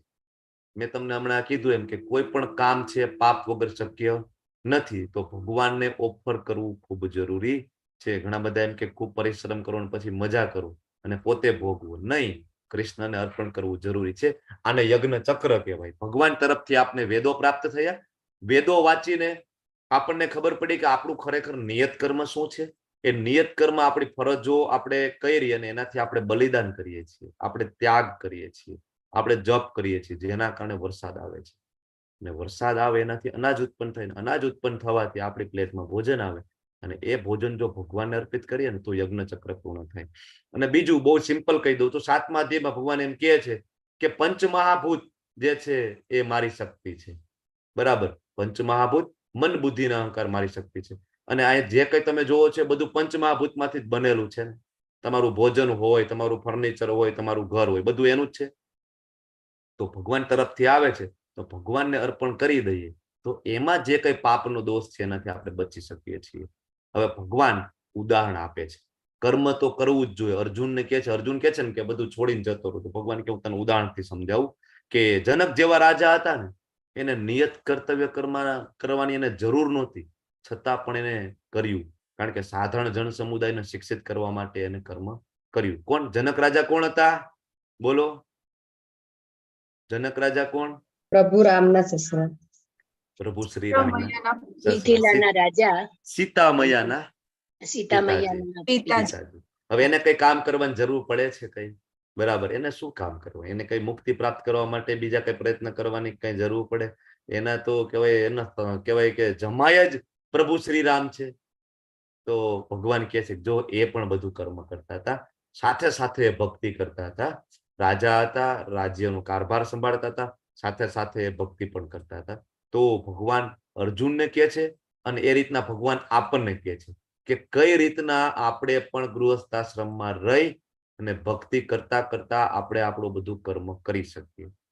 હવે ભગવાન 21મા શ્લોકમાં સરસ કહે છે કે યદ્યત આચરતી શ્રેષ્ઠા તત્ત દેવેતરો જન, કે ભાઈ મહાપુરુષો જે આચરણ કરશે ને એનું અનુસરણ સામાન્ય લોકો કરવાના છે. અને એ જે ઉદાહરણ રૂપ આચરણ થી જે આદર્શને પ્રસ્થાપિત કરશે ને, સમગ્ર જગત એને ફોલો કરવાનું છે. ભગવાન અર્જુન, ગઈકાલે આપણે પહેલા અધ્યાયમાં અર્જુનનો પ્રશ્ન હતો કે ભાઈ પરંપરાનો નાશ થશે. અર્જુને કીધું ને કે નવી પરંપરા કોણ શીખડાવશે બાળકોને? ભગવાન અહીંયા અર્જુનને કહે છે તું પરંપરાની વાતો કરે છો ને, તું યુદ્ધ છોડીને ભાગી જઈશ ને, તું જે આચરણ કરીશ ને તારી પાછળ બધા એ જ આચરણ કરવાના છે. તું પરંપરાની નાશની વાતો કરે છો, તું નવી પરંપરા લાવીશ. તું નવી પરંપરા લાવીશ કે તકલીફ પડે એટલે છોડીને ભાગી જવાની. અને અર્જુન જો ખરેખર આવું થશે ને તો કળિયુગની અંદર બધા કંટાળેલા છે, ઘર ઘરમાં બધા કંટાળેલા છે.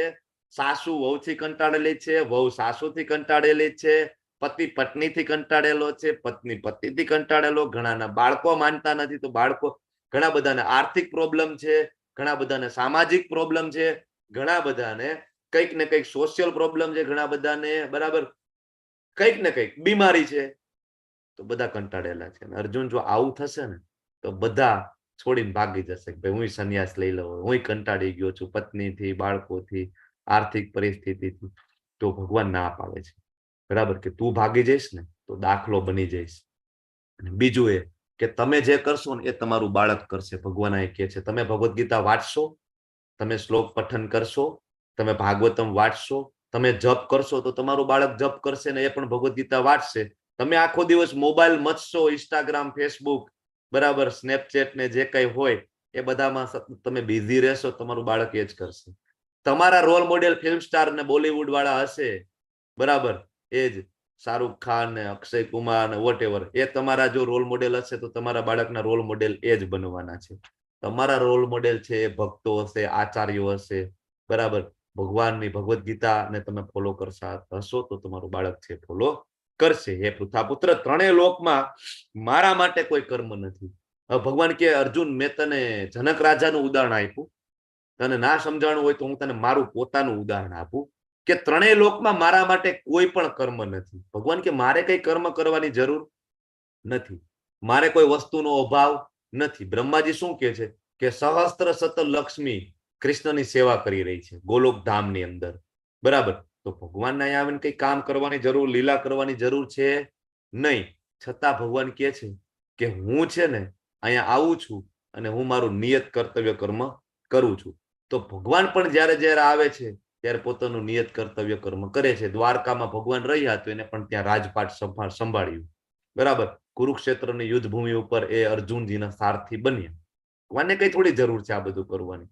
ભગવાન કે હું પણ મારું કર્મ કરું છું. ભગવાન આવે ત્યારે પોતે પણ ગુરુ ધારણ કરે છે, પોતે પણ દીક્ષા લે છે, કારણ કે ભગવાને કીધું છે કે હું જેવું કરીશ એવું આગળ વાળા બધા કરશે. તો રામ તરીકે આવે ત્યારે વશિષ્ઠજીને ગુરુ તરીકે સ્વીકારે છે બરાબર, દીક્ષા લે છે બરાબર. કૃષ્ણ તરીકે આવે ત્યારે સાંદીપની મુનિ બરાબર, અને ચૈતન્ય મહાપ્રભુ તરીકે આવે ત્યારે ઈશ્વરપુરી મહારાજ પાસે.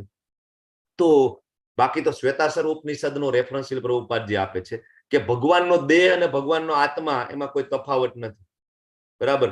ભગવાનને આ કોઈ કર્મ કરવાની જરૂર નથી અને ભગવાનથી કોઈ બીજું શ્રેષ્ઠ પણ નથી બરાબર. તો ભગવાનને કોઈ કર્મની જરૂર નથી. ભગવાન કહે છે છતાં હું કર્મ કરું છું. તો અર્જુન તારે પણ કર્મ છોડવા જોઈએ નહીં અને કર્મ કરવા જોઈએ. અર્જુને કહ્યું હે વૃષ્ણિના વંશજ, હવે આપણા બધાનો મનનો પ્રશ્ન અર્જુન પૂછી રહ્યા છે કે ભાઈ આટલું બધું તો હાલો તમે બધું સમજાયું કે કર્મ કરવું જોઈએ, કૃષ્ણ પ્રત્યાર્થે કર્મ કરવું જોઈએ અને એનાથી પાપ કર્મનું બંધન ના થાય ને પાપ ના કરવું જોઈએ, તમે બધું સમજાવ્યું, સમજી પણ લીધું, પણ તોય એવું થાય છે કે સાલું ક્યારેક ખરાબ કામ થઈ જાય છે, ક્યારેક પાપ કર્મ થઈ જાય છે, ક્યારેક ના કરવાનું કામ થઈ જાય છે. તો ભગવાન આવું કેમ થાય, આવું કોણ કરાવે છે? અર્જુન પૂછે છે કે ભાઈ બળજબરીથી આપણે એમાં પોરવાયેલા હોય પાપ કર્મમાં અને મનુષ્ય ઈચ્છતો ના હોય તો પણ પાપ કર્મ થઈ જાય, આનું કારણ શું?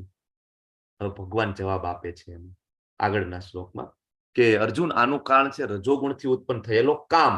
બીજા અધ્યાયના 62 અને 63 શ્લોકમાં ભગવાને આ જ સમજાવ્યું હતું. અર્જુન પૂછે છે એટલે ભગવાન રિપીટ સમજાવે છે કે ઉત્પન્ન થયેલું જે કામ, કામ એટલે ઈચ્છાઓ બરાબર, જે બીજાનું જે છે, આપણું નથી એ ભોગવવાની જે ઈચ્છા છે ને એને કહેવાય કામ.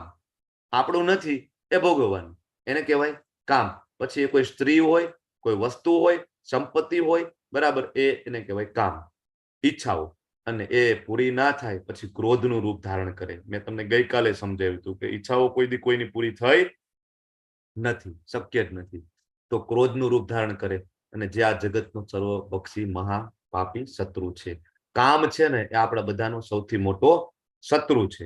હવે આ શત્રુ તો જોઈ લીધું, ભગવાને કારણ તો કીધું, હવે ભગવાન એનું પ્રમાણ સમજાવે છે કે જેટલું કામનું પ્રમાણ વધારે ને એટલું એમાંથી બહાર નીકળવું અઘરું.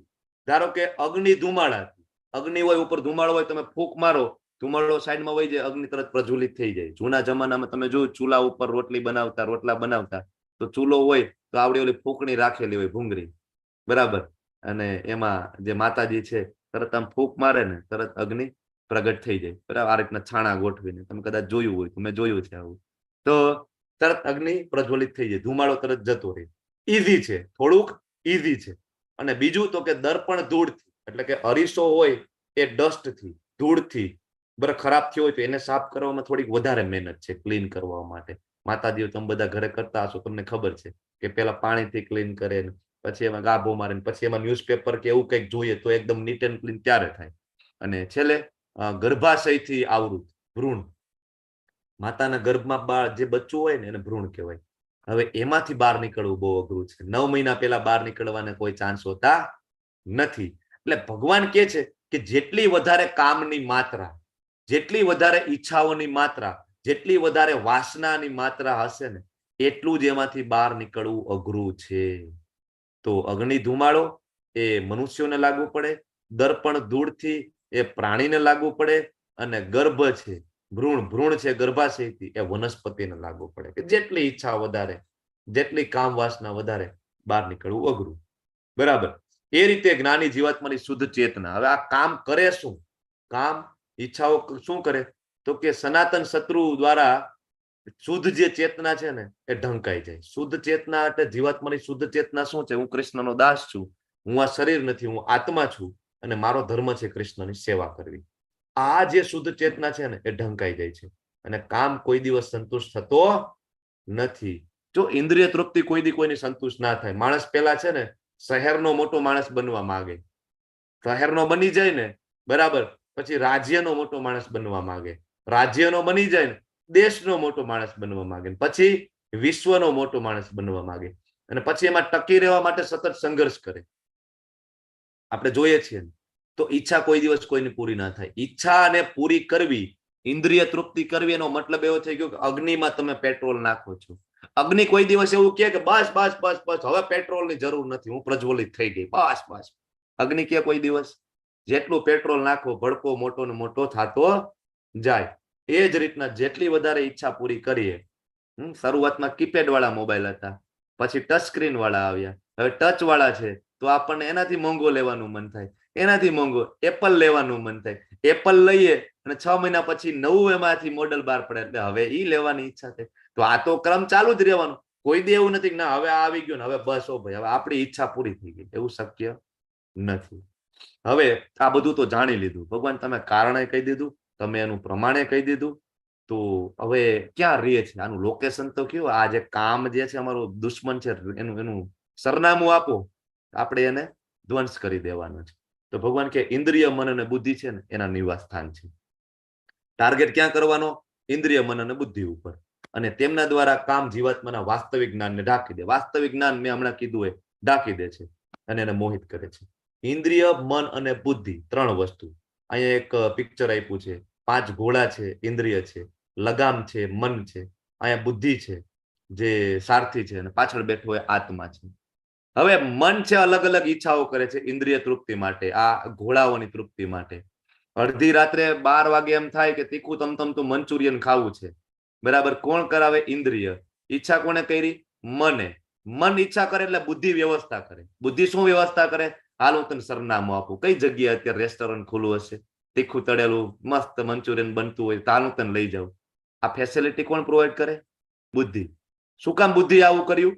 તો કે અહીંયા પાછળ જે આત્મા બેઠો ને એનો ખોરાક તમે ના આપ્યો. જો અહીંયા પાછળ બેઠો એ માણસ સૌથી સ્ટ્રોંગ હોય તો આ બધાને કંટ્રોલ કરી શકે ને. આત્માનો ખોરાક છે ભગવાનનું નામ, કૃષ્ણનું નામ, રામનું નામ. જો એ તમે આત્માનો ખોરાક આપ્યો હોય ને તો તરત આત્મા પાછળ બેઠો બેઠો કે બુદ્ધિને, ઓ ભાઈ ઓ રેવા દેજો, રાત્રે 12 વાગે મંચુરિયન ખવાય નહીં, પેટમાં પડશે, તકલીફ પડશે, બીમાર થઈશું. તમે બધા આગળ બેઠા બેઠા બધા ઈચ્છા કરો છો પણ પછી હેરાન થવાનું, ભેગું મારે તમારે ભેગું હેરાન થવાનું. આ આત્મા કે છે.